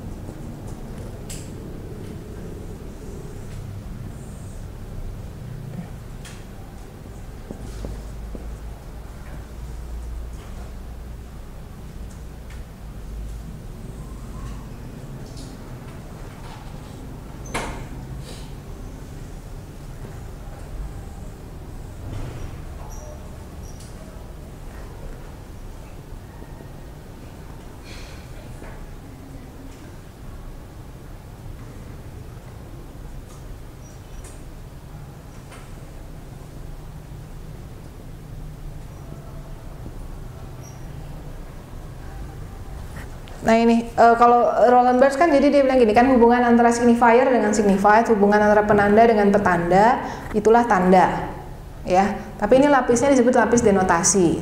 Denotasi itu artinya ya itu tadi yang tadi ya, kayak misalnya ini emas menandai dirinya dia sendiri, maknanya ya emas, bermakna emas, logam mulia. Nah ketika logam mulianya dipakai sebagai signifier yang baru gitu ya, si sign yang satu ini dianggap sebagai signifier yang nomor 2, kemudian dia menandai sesuatu yang lain lagi. Nah ini maka akan timbul makna baru. Makna baru ini disebut sign yang kedua, itulah disebutnya mitos. Sama seperti kertas, ketika kertas menjadi kayak kertas, itu menandai apa? Menandai substansi yang terbuat dari apa sih? Bahan kayu ya, kan itu dari kayu, dari daun, dari apalah jadi kertas kan ya. Nah itu artinya itu kertas. Nah tapi ketika kertas itu menandai nilai sesuatu yang lain, maka ini mitos, menjadi apa, tandanya artinya udah baru lagi, bukan lagi sama seperti kertas yang terbuat dari daun dan batang kayu itu gitu ya. Itu awalnya. Jadi ini awalnya post structuralism. Jadi mitos itu bekerjanya pada penandaan lapis kedua katanya gitu ya. Nah kalau post structuralism jadinya nanti gini, ketika misalnya penandaan yang ini sudah menandai sesuatu yang lain lagi, sehingga ternyata jadi gini, penandaan ini nggak cuma satu, ternyata banyak gitu, bisa kemana-mana. Nah itu membuat orang jadi susah gitu. Jadi hubungan antara penanda sama penandanya makin nggak jelas. Contoh sederhananya gini, kalau post structuralism misalnya nanti dia bermain dalam hubungan kausalitas. Jadi dia mempertanyakan konsep logika, misalnya gini, contoh sederhananya,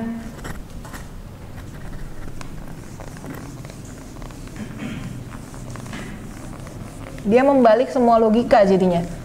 Kayak misalnya gini, kalau sebab dan akibat yang duluan yang mana? Sebab dulu baru ada akibat. Ada api dulu baru ada kebakaran gitu. Ya. Nah, bisa nggak ada kebakaran dulu baru ada api? Api dulu baru ada kebakaran, ya. Ini contoh sederhana lainnya lagi juga, misalnya ini yang sering dipakai sama ini Jonathan Kahler, soalnya pas dia mencoba membahas tulisannya Derrida, dia bilang ngambil contohnya dalam bahasa Inggris, pin dulu apa pain dulu gitu. Jadi misalnya gini, saya duduk terus tiba-tiba sakit gitu ya, terus pas saya lihat oh ada peniti gitu ya, penitinya menyebabkan rasa sakit. Apa rasa sakit menyebabkan peniti? Is it the pin that caused the pain or the pain caused the pain? Pin caused the pain, ya. Jadi kan ada peniti, kan logika kita mengatakan ya nggak mungkin ada rasa sakit ketika tidak ada penitinya gitu. Nah tapi kan sebelum kita sakit kita tahu nggak ada peniti? Nggak tahu kan, justru rasa sakit kita yang menuntun kita untuk melihat ke bawah dan tahu oh iya ada peniti. Nah hal-hal yang seperti itu tuh jadi kebalikan ya Mang. Nah ini tapi itu jadi mengubah banyak hal ya, artinya sama seperti ini. Jadi kertasnya yang bernilai apa nilainya yang membuat jadi ada kertasnya atau semacam kayak gitu ya. Atau kayak tadi misalnya gini, fiksi meniru realitas apa realitas meniru fiksi. Nah itu sama seperti yang kemarin ya, debat modern tuh jadi kayak gitu-gitu karena mereka mempertanyakan itu tadi. Jangan-jangan kita selalu berpikir begitu karena logika kita diajarkan oleh bahasa, ya kan pertama kali kita mengenal pengetahuan itu lewat bahasa, ya karena diajarinya begitu logikanya. Siapa tahu ternyata sebenarnya kenyataannya bukan begitu gitu. Nah itu akhirnya jadi di sini kalau kata si Derrida akhirnya dia mainin kata ini nih nanti to differ and to differ. Kalau dalam bahasa Inggris to differ itu membedakan. Apa yang dibedakan? Penanda dengan petanda. To differ itu menunda. Apa yang ditunda? Makna. Jadi setiap kali kita mau tahu makna, tar dulu harus ditunda dulu. Kenapa? Lihat dulu konteksnya. Kenapa? Karena signifier itu bisa punya signified yang berbeda-beda, bisa kemana aja. Ya kayak misalnya gini, kayak tadi ya misalnya, pinnya dulu apa painnya dulu? Tar dulu kasusnya kayak gimana? Kalau kasus tertentu bisa iya, bisa juga enggak gitu. Kan gitu. Sama kayak 1 tambah 1 2, enggak belum tentu. Tar dulu gimana ya? Oh iya ya ditunda dulu deh gitu. Sampai kita tahu konteks dulu. Jadi terpaksa harus tahu konteks. Nah itu sialnya memang jadinya terpaksa harus masuk ke kajian sejarah mau nggak mau ya kayak gitu. Jadi oh ya jangan-jangan kita kayak ngomongin satu hal yang sama. Jadi nah ini seringkali juga debat-debat agama gitu ya, seringkalinya kayak gitu. Oh ini misalnya poligami gitu ya. Poligami nggak boleh. Oh yang satu itu makna poligaminya kemana ngerujuknya, yang satu makna poligaminya kemana, maksudnya batasannya beda-beda gitu, pemahamannya juga beda-beda. Tapi karena katanya sama, yang dipakainya penandanya sama, seakan-akan kita berbicara satu hal yang sama. Padahal kan belum tentu juga. Kayak sekarang gitu ya, saya mungkin menjelaskan sesuatu Anda mendengar bunyi-bunyi keluar dari mulut saya terus kayak punya pemahaman gitu ya, padahal belum tentu gitu pemahamannya sama dengan yang saya kan gitu. Dan saya juga belum tentu tanda-tanda yang saya atau bunyi-bunyi yang saya keluarkan belum tentu merepresentasikan apa yang ada di kepala saya gitu. Artinya setiap katanya reading is misreading. Jadi setiap tanda yang saya ungkapkan itu selalu nggak sama dengan yang sebenarnya ada di kepala saya. Seringkali gitu kan pas kita harus presentasi, kenapa ya jadi begini, di rumah mah tadi nggak mau ini gitu, jadi begini gitu. Kan itu sama, jadi ternyata tanda tidak bisa mewakili yang kita maksudkan. Dan nanti pas udah diterima tandanya, misalnya dalam proses komunikasi, pas diterima tandanya ternyata juga nggak sama. Padahal tanda yang sama itu yang dibaca gitu ya. Tapi ternyata orang pas baca satu artikel bisa punya pemahaman beda-beda misalnya. Nah kayak gitu, jadi every reading is misreading. Jadi penting sekali ini membedakan dan menunda. Nah kalau ini jadinya uang itu kita nggak pernah tahu ini kapan ini kita tahu bahwa uang ini mewakili sesuatu substansi, mewakili emas itu sendiri. Yang nggak tahu ditunda aja terus sampai kapan? Yang nggak tahu, buktinya nggak pernah ada yang mau nukerin kan uangnya dengan emas gitu. Jadi ditunda terus yang indefinite, nggak ada ujungnya. Kemudian status moneter sebuah tanda jadi berubah, ya tanda jadi itu ya statusnya. Nah, dalam hal ini jadi tadi seperti yang sudah saya jelaskan. Jadi di sini persimpangan antara sastra dan ekonominya, pertama yaitu tadi kalau Saussure bilang bahasa bukan sebagai nomenklatur, bahasa adalah sebagai sistem. Ekonomi juga sama. Di situ dia bukan pertukaran dagang, bukan commerce exchange, tapi juga sekarang pertukaran valuta, currency. Jadi currency exchange sekarang, gitu. Jadi dia tidak uang tidak mewakili kayak dagang tadi ya, bendanya gitu ya. Kayak kalau di pasar justru malah itu masih jelas lah, masih ada bendanya gitu, diganti sama sayur, sama misalnya kentang sama wortel gitu. Ada kentangnya, wortelnya gitu. Nah, yang lebih itu lagi nanti yaitu bursa saham. Kan cuma dan atau menariknya gini ya, kita datang ke bank bawa segepok uang gitu ya.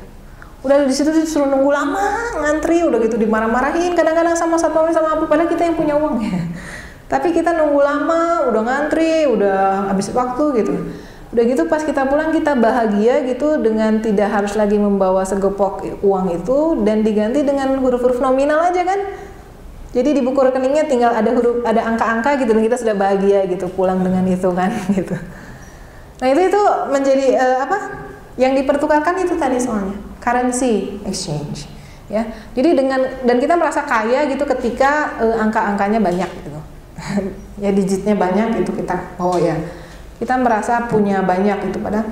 Nah, ini juga menarik, ini kalau ke sastranya sedikit ya, itu nanti kalau ke lukisan jadi nanti ini bersamaan mulai timbulnya ya ini Saussure ya tadi teorinya Saussure, ekonomi moneter itu bersamaan dengan misalnya munculnya Kandinsky yang ngomongin tentang lukisan abstrak, atau tadi puisi yang tadi ya puisi imagisme, puisinya misalnya Mallarmé, Stéphane Mallarmé ya. Kalau dari Prancis, kalau di Inggris Ezra Pound itu yang kayak gitu-gitu. Jadi haiku mungkin ya itu juga jadi mulai kayak gitu. Jadi semakin efisien gitu, semakin ekonomis. Udahlah nggak usah ngomongin sesuatu yang gede gitu, pakai satu image simbol orang langsung tahu seluruh wacananya gitu. Misalnya ketimbang pakai misalnya menjelaskan tentang larangan Tuhan gitu, udah aja pakai apel gitu kan, atau buah kuldi gitu kan, orang udah tahu konteksnya kayak gimana gitu. Nah, kayak gitu-gitu. Jadi ini sama juga realis, udah nggak usah lah yang abstrak, jadi nggak jelas gitu, nggak lagi harus realis. Nah, nanti Wittgenstein misalnya ini juga barengan juga, Wittgenstein agak akhir-akhir ya, akhir abad 19 itu dia bilang bahasa bukan permainan menamai objek. Jadi misalnya bukan ini kertas kita namai kertas, itu kucing kita namai kucing, itu pohon kita namai pohon gitu. Tapi permainan merangkai makna. Jadi makna itu tidak ada pada bendanya atau tidak ada pada katanya itu sendiri, tapi ya kita yang buat pada akhirnya. Jadi misalnya kalau saya nanti saya punya kekuasaan gitu, misalnya ini warnanya hitam bukan. Ketika saya bilang ini putih gitu, itu menjadi putih. Kenapa? Maknanya menjadi putih kenapa? Itu tadi karena saya bisa membuatnya bermakna putih by the act of misalnya. Salah satunya gitu. Terjelaskan. Jadi perubahan moneternya, gramatologinya. Jadi di sini hilangnya rujukan material. Ya tadi ya, nggak ada rujukan materialnya. Standar ukuran nilai ideal juga sejalan dengan upaya mengkonsep ulang status tanda dengan cara menentangnya, maksudnya counter ya, membedakannya dengan metafisika penanda transendental. Ini susah-susah. Oke, kalimatnya intinya gini sederhananya. Jadi penanda sama petandanya sama-sama nggak jelas, sama-sama kayak metafisis saja. Kayak misalnya tadi uang dolar yang menjamin siapa? Penandanya menandai apa tuh? In God we trust. Siapa itu yang menandainya? Tuhan. Tuhan itu siapa? Suatu yang nggak jelas, abstrak. Terus kayak misalnya founding father, George Washington udah nggak ada gitu, ya gitu. The treasury of the state juga udah nggak ada itu, gitu. Ya, jadi siapa gitu? Itu nggak jelas. Jadi semuanya jadi transendental penandanya. Kemudian tidak lagi jaminan akan makna stabil. Jadi kalau kita berharap sampai sekarang misalnya maknanya menjadi stabil, jadi susah. Sama seperti misalnya kita berharap currency stabil. Nah, itu nggak bisa juga. Karena yang ada adalah hanya tulisan tentang tulisan yang dijamin oleh tulisan. Jadi artinya writing about writing on another writing gitu. Jadi akhirnya yang menjustifikasinya tulisan nanti tulisan itu dijustifikasi oleh tulisan lagi yang lebih banyak lagi gitu. Sama akhirnya kalau kayak kata Derrida akhirnya gitu, tulisan nggak pernah mengantarkan kita pada pemahaman, tapi pada sesuatu yang lain lagi, tulisan yang lain yang baru aja terus, jadi saling merujuk. Contoh sederhananya misalnya ini fenomena kamus.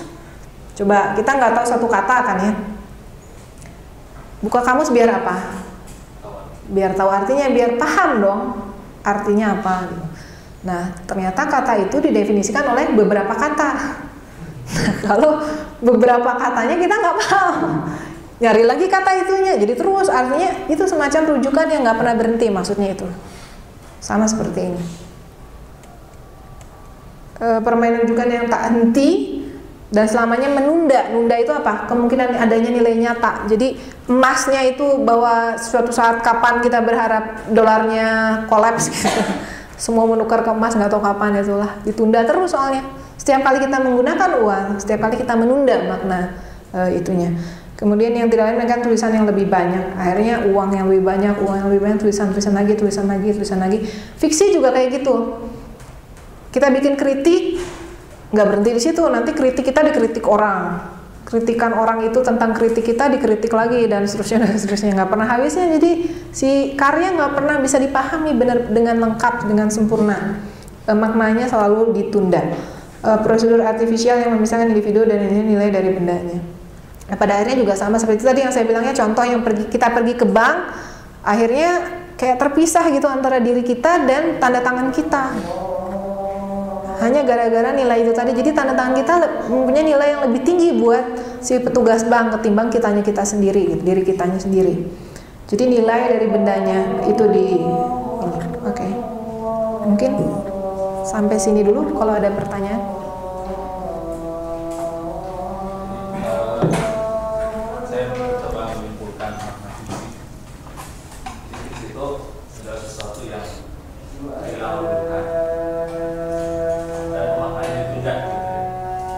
Ya mungkin bisa, kalau ya pemahaman modernnya mungkin begitu ya jadinya.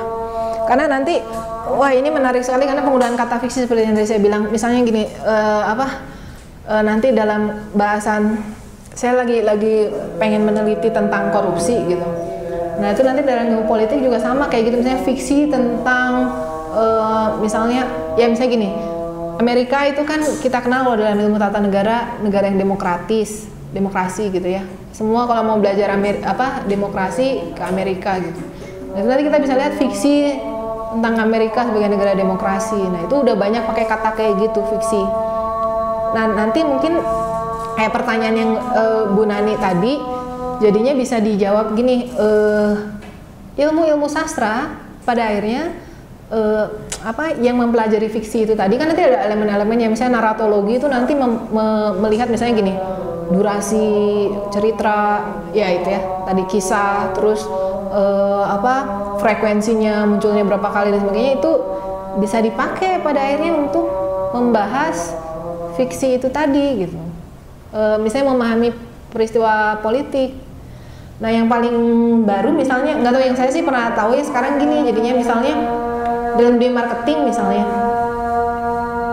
itu terakhir kali ada teman saya kerja di sebuah perusahaan saya nggak boleh nyebut namanya, perusahaan yang biasanya dia dia ngasih bergerak di bidang pemasaran statistik juga gitu ya. Jadi intinya gini, ada perusahaan Jepang gitu mau menjual produknya di Indonesia, entahlah produknya shampoo atau apalah gitu. Nah ternyata dia pakai survei pasarnya, jadi dia kan mau bikin iklan dan dia harus survei ini pasar Indonesia kayak gimana nih gitu. Nah jadi pada saat survei itu dia menggunakan pendekatan fiksional, jadi pembentukan karakter dalam fiksi dia pakai. Jadi waktu pas kan dalam fiksi itu ada karakter tokoh ya, ada tokoh-tokoh, terus ada perwatakannya, tokohnya dibentuk jadi punya watak tertentu. Nah itu jadi dia membentuk karakter tertentu untuk produknya, jadi produknya seperti seorang tokoh dalam cerita gitu, dan dia memberikan watak-watak yang membangun gitu ya, akhirnya sehingga si produk itu punya citraan tertentu. Nah itu pakainya pakai teori fiksi gitu, teori sastra gitu. Nah itu yang mungkin nggak banyak diketahui sama orang sastra. Misalnya lulusan sastra saya yakin nggak pernah mikir ke situ, gitu. Dan bukan cuma lulusan sastra, orang marketing di kita saya yakin nggak pernah baca tentang teori fiksi, gitu. Nah itu padahal kalau yang di sana udah sampai kayak gitu, itu dipakai buat di mana-mana gitu. Ya. Ada apa sih yang berkaitan tadi di perspektif dari pakai tentang fiksi itu? Tapi karena dalam bahasa Indonesia itu makna fiksi itu identik dengan bohong gitu, atau sesuatu yang ya diada-adakan gitu loh. Karena jadi kayak gitu ya, bohong berarti itu enggak. Iya sih sebenarnya mungkin bukan makna, kan digantinya seringnya rekaan ya. Direka-reka memang benar dia. Kalau saya memang udah cocok ya. Cuman yang bedanya itu ini betapa kuatnya citraan bahwa misalnya kayak jurnalisme itu bukan rekaan gitu. Terus kayak misalnya politik itu bukan rekaan gitu. Padahal kan semuanya juga direka-reka. Kenapa? Karena menggunakan bahasa. Nah yang namanya bahasa artinya pasti representatif gitu. Dan nggak mungkin nggak direka gitu jadinya. Nah mungkin itunya gitu, justru yang kuatnya tuh justru yang ya seperti itu gitu. Dan seperti yang kalau kemarin sih saya bilang ya itu tadi yang formalisme, jadi semakin formal sastranya jadi sempit dengan pembedaan yang itu tadi. Itu tadi susastra, jadi sastra itu harus mengajarkan yang baik, harus yang kayak gitu gitu. Padahal kan belum tentu juga gitu. Padahal maksudnya maknanya lebih luas daripada sekedar itu gitu. Jadi ya. Saya kurang paham di sini mengenai persinggungan antara sastra dengan yang sudah dibahas uang. Jadi maksudnya bagaimana antara persinggungan ini? Apakah dalam sastra itu memuat teori-teori tentang uang ini dan bagaimana aplikasinya? Oke. Kalau menurut saya ini ya makanya nanti ini artikel yang ini ya, nanti mungkin bisa kalau mau fotokopi gitu yang membahas tentang uang ini. Kalau menurut saya ini udah salah satu contoh bagaimana uang ya, cuman mungkin teksnya beda. Jadi biasanya kan teksnya teks. Nah itu tadi kalau sastra kan pasti drama, prosa, puisi gitu ya. Prosanya pasti novel. Nah ini sebenarnya saya mau bertanya, kalau prosa itu apa aja yang termasuk prosa? Jenisnya cerpen, novel, esai masuk nggak? Masuk. Esai yang kayak gimana? Sekarang saya tanya. Kalau esainya esai tentang kedokteran, kan ceramah presiden masuk? Masuk kan ya. Soalnya kalau di antologi nanti ada misalnya ceramahnya Abraham Lincoln, masuk antologi. Kalau ceramahnya Martin Luther King Jr. masuk.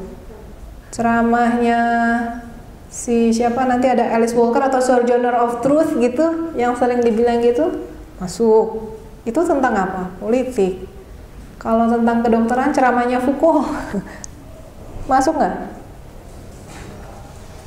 Nah itu jadi kita mulai dari, makanya saya mulai titik masuknya mungkin dari esai. Artinya kan bisa, kalau esai tentang apapun ya berarti bisa masuk itu dong. Sastra apa enggak? Soalnya gini, satu hal yang saya rasakan gini aja. Setelah saya masuk saya menekuni sastra hampir dari sebenarnya saya baru belajar itu pas saya udah lulus lah ya. Anggap aja pas saya udah lulus justru. Pas saya jadi mahasiswa belum belajar. 97 berarti udah hampir berapa? 13 tahun, 14 tahunan ya. Itu salah satu yang saya istilahnya kalau ada manfaatnya gitu ya, itu bukan not so much bahwa saya bisa menganalisis novel dan yang lain sebagainya, tapi saya jadi paham tentang retorika, cara orang kalau misalnya mengatakan ini begini, efeknya itu begini. Kalau orang mengatakan begini, kayak misalnya ya sama ya nanti dalam novel ya, orang mengatakan begini, ada tokoh begini-begini, itu efeknya begini. Nah sekarang saya perluas, jadi begitu saya belajar culture studies, ternyata itu bisa diperluas teksnya, bukan cuma teks yang tadi sastrawi yang lingkupnya sempit seperti itu, tapi bisa apapun, dan bahkan bukan cuma yang verbal dalam artian yang menggunakan huruf-huruf. Nah akhirnya jadi yang visual juga bisa kita baca dengan cara menggunakan ini. Nah jadi mungkin tadinya persinggungannya di sini yaitu tadi, jadi si uang itu dibaca sebagai kertas yang diisi oleh tanda-tanda. Nah ini memang mungkin jadi tadi sama seperti pertanyaan ibu, jadi itu linguistik dong, berbeda dengan sastra gitu. Nah makin kesini sebenarnya kalau dalam culture studies batasan sastra sama linguistik dan bukan sama linguistik sama bidang lainnya memang agak blur. Makanya culture studies juga banyak yang menentang. Ya, salah satu alasan penentangan culture studies itu katanya soalnya culture studies anti teori. Bukannya dia nggak pakai teori, tapi teorinya bisa pakai apapun. Tapi emang benar juga di satu sisi sih, ya. Jadi saya walaupun saya setuju, tapi ada nggak setujunya juga. Artinya jadi loose banget, jadi apa namanya longgar sekali gitu batasan. Jadi kayak misalnya sastra, kayak misalnya kalau sekarang ya saya misalnya sama teman saya yang linguistik bisa sangat bertukar teori. Kayak misalnya discourse analisis CDA gitu tuh hampir sama aja kalau menurut saya dengan kajian sastra aja, cara membaca sastra secara umum gitu kalau menurut saya. Tapi mungkin kalau dalam CDA memang ada apa langkah-langkahnya diperjelas gitu ya, misalnya ini apa-apa, istilah-istilahnya jadi lebih spesifik. Sama seperti kalau pakai naratologi istilahnya jadi lebih spesifik gitu. Padahal kalau nggak pakai itu juga sama aja gitu, cara kerjanya cuman nanti istilahnya berbeda. Mungkin gitu. Jadi si tanda-tandanya dibaca pakai ini. Jadi mungkin dalam semiotik jadinya sama membaca tanda. Jadi metode membaca tandanya dipakai untuk membaca tanda visual tapinya jadinya begitu. Tapi ini bukan satu-satunya ya.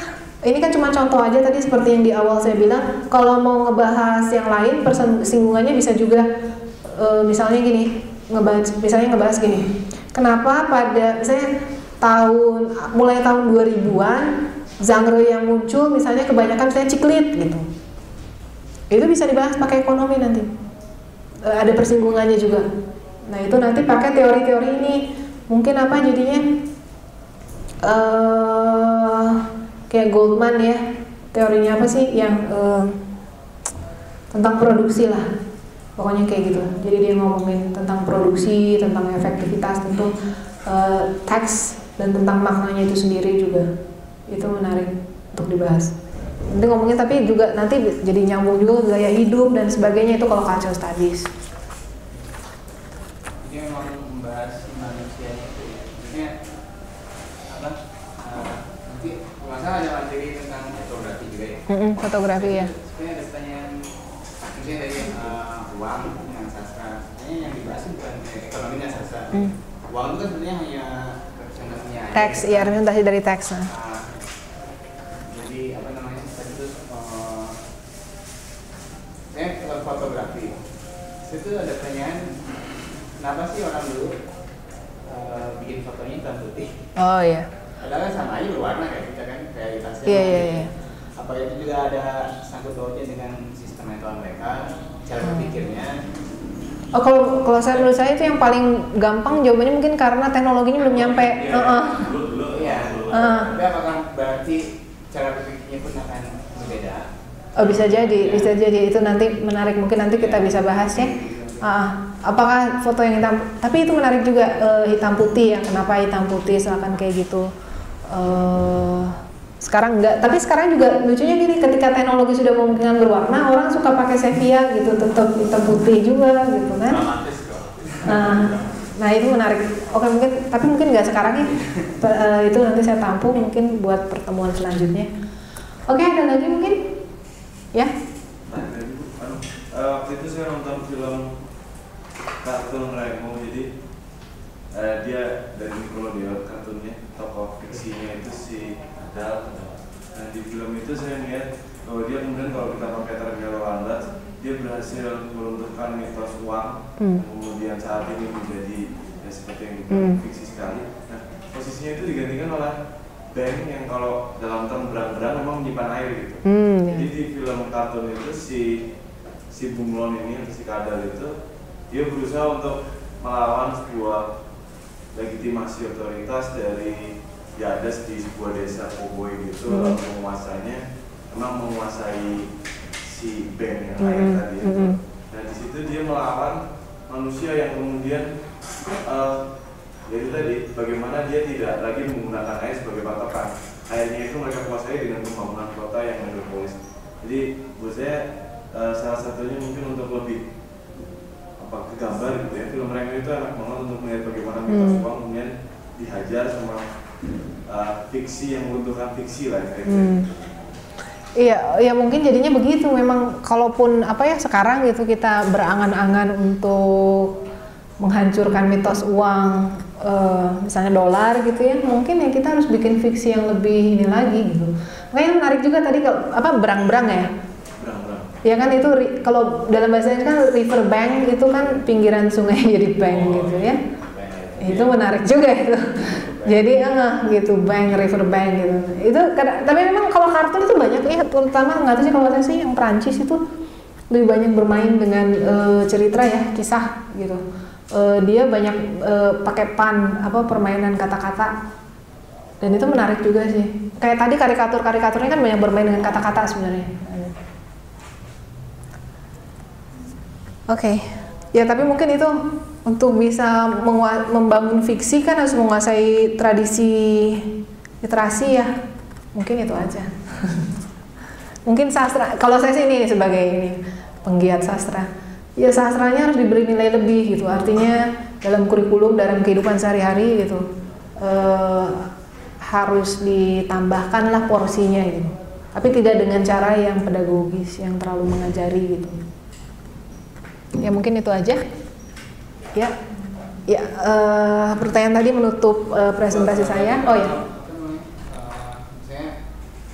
Kalau yang saya tangkap itu adalah membaca fenomena ekonomi dengan kaidah-kaidah sastra atau dengan teori sastra.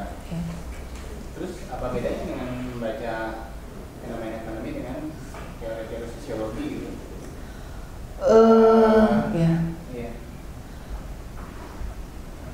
Jadi kita melihatnya dalam hubungan tanda jadinya. Jadi kayak misalnya gini, kalau sosiologi, nanti ini juga ada hubungan dengan sosiologinya juga sih nanti ya.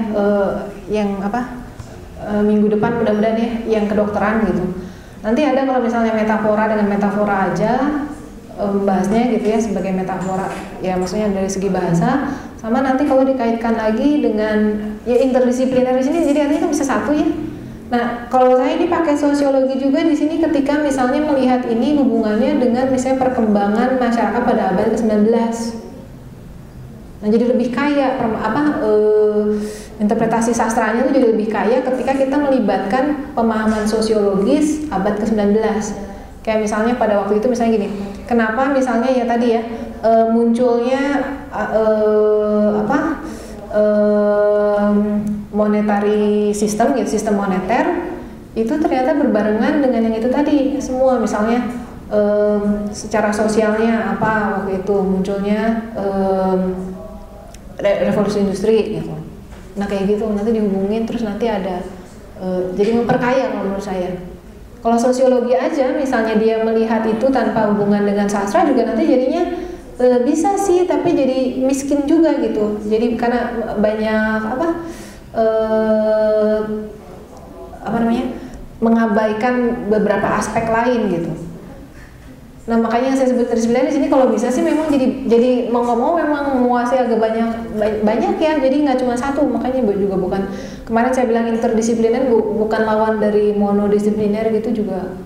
Ya mungkin bisa juga jadi artinya banyak, bisa juga enggak. Makanya jadi agak susah juga di sini. Makanya tadi kalau pertanyaannya sastranya di mana? Nah kalau pakai batasan yang tadi saklek itu, memang kita bisa ya. Tapi kan ini cross tadi yang kemarin saya bilang cross. Jadi memang batasnya jadi kabur antara mana yang sosiologi, mana yang sastra. Ini kan filsafat juga gitu. Filsafatnya filsafat bahasa. Memang saya nanti ini lebih banyaknya di filsafat bahasa kan tadi gitu. Sama filsafat ekonominya jadinya. Di mana mereka bertemu gitu, filsafat bahasa sama filsafat ekonominya. Mungkin nanti dalam ininya ada sih teman saya pernah ngebahas tentang ada novel yang hampir sejaman dengan Don Quixote gitu ya. Sama kayak gitu juga dia ngomongin tentang ekonomi nantinya gitu, kayak gitu-gitu. Mungkin nanti lebih, kalau itu lebih karena teksnya benar-benar teks yang seperti kita bilang sekarang sastra gitu ya. Mungkin kayak gitu. Tapi kalau saya tadi milihnya memang sengaja ini. Ada juga kajiannya Ibu Melani Budianta, mungkin pernah dia nulis tentang apa sih sidul ya,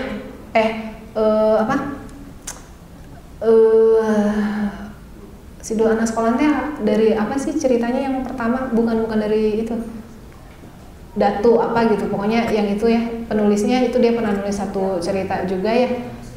Ya si Bujang ya, si Bujang itu. Nah itu menarik juga ya. Akhirnya yang dibahasnya ekonominya kan, gitu. Padahal ngebahas cerita tentang si Bujang. Gitu. Itu menarik. Mungkin kalau misalnya ini kan tadi katanya ada sifat apa melihatnya dari populasi bisnis. Kalau misalnya si Bujang dan Hidup gitu, misalnya bacanya dari jurnalnya Ibu Melani, itu dia pakai new historicism. Gitu. Ya new historicism itu kan sangat-sangat ekonomi, bukan? Iya. Iya, nah justru itu makanya tadi kan saya waktu di awal juga tadi bilang new historicism itu salah satu elemennya itu mempertimbangkan tadi political ekonomi itu, ekonomi politik. Justru sebenarnya gini, saya juga jadi tertarik ekonomi politik itu pas saya ngambil di kuliah sastra banding gitu, dan kebetulan kan universitas saya itu kuatnya di sosiologi yang Wallerstein itu ya, yang System of the World gitu. Jadi ya kayak gitu, dia belajarnya political ekonomi, jadinya saya jadi tertarik ke situ. Memang awalnya dari cultural studies, tapi lagi-lagi saya ingatkan ini ya, seperti tadi juga ini kembali nanti ke institusi ya. Soalnya gini, yang menegakkan disiplin itu institusi ya. Jadi kalau misalnya kamu mau bikin tesis tentang itu, ya lihat dulu institusinya mengizinkan apa enggak. Soalnya kadang-kadang ya gitu. Ini persoalan sama kayak tadi, misalnya saya orang sastra mau ngebahas pakai sosiologi bisa nggak, atau orang sosiologi mau ngebahasnya agak literal gitu, boleh nggak? Tergantung dosen dan institusi yang memberikan by the act of gitu, memberikan peraturan. Oke, ya mungkin sampai sini dulu. Semoga bisa berlanjut ke diskusi-diskusi selanjutnya. Terima kasih. Assalamualaikum warahmatullahi wabarakatuh.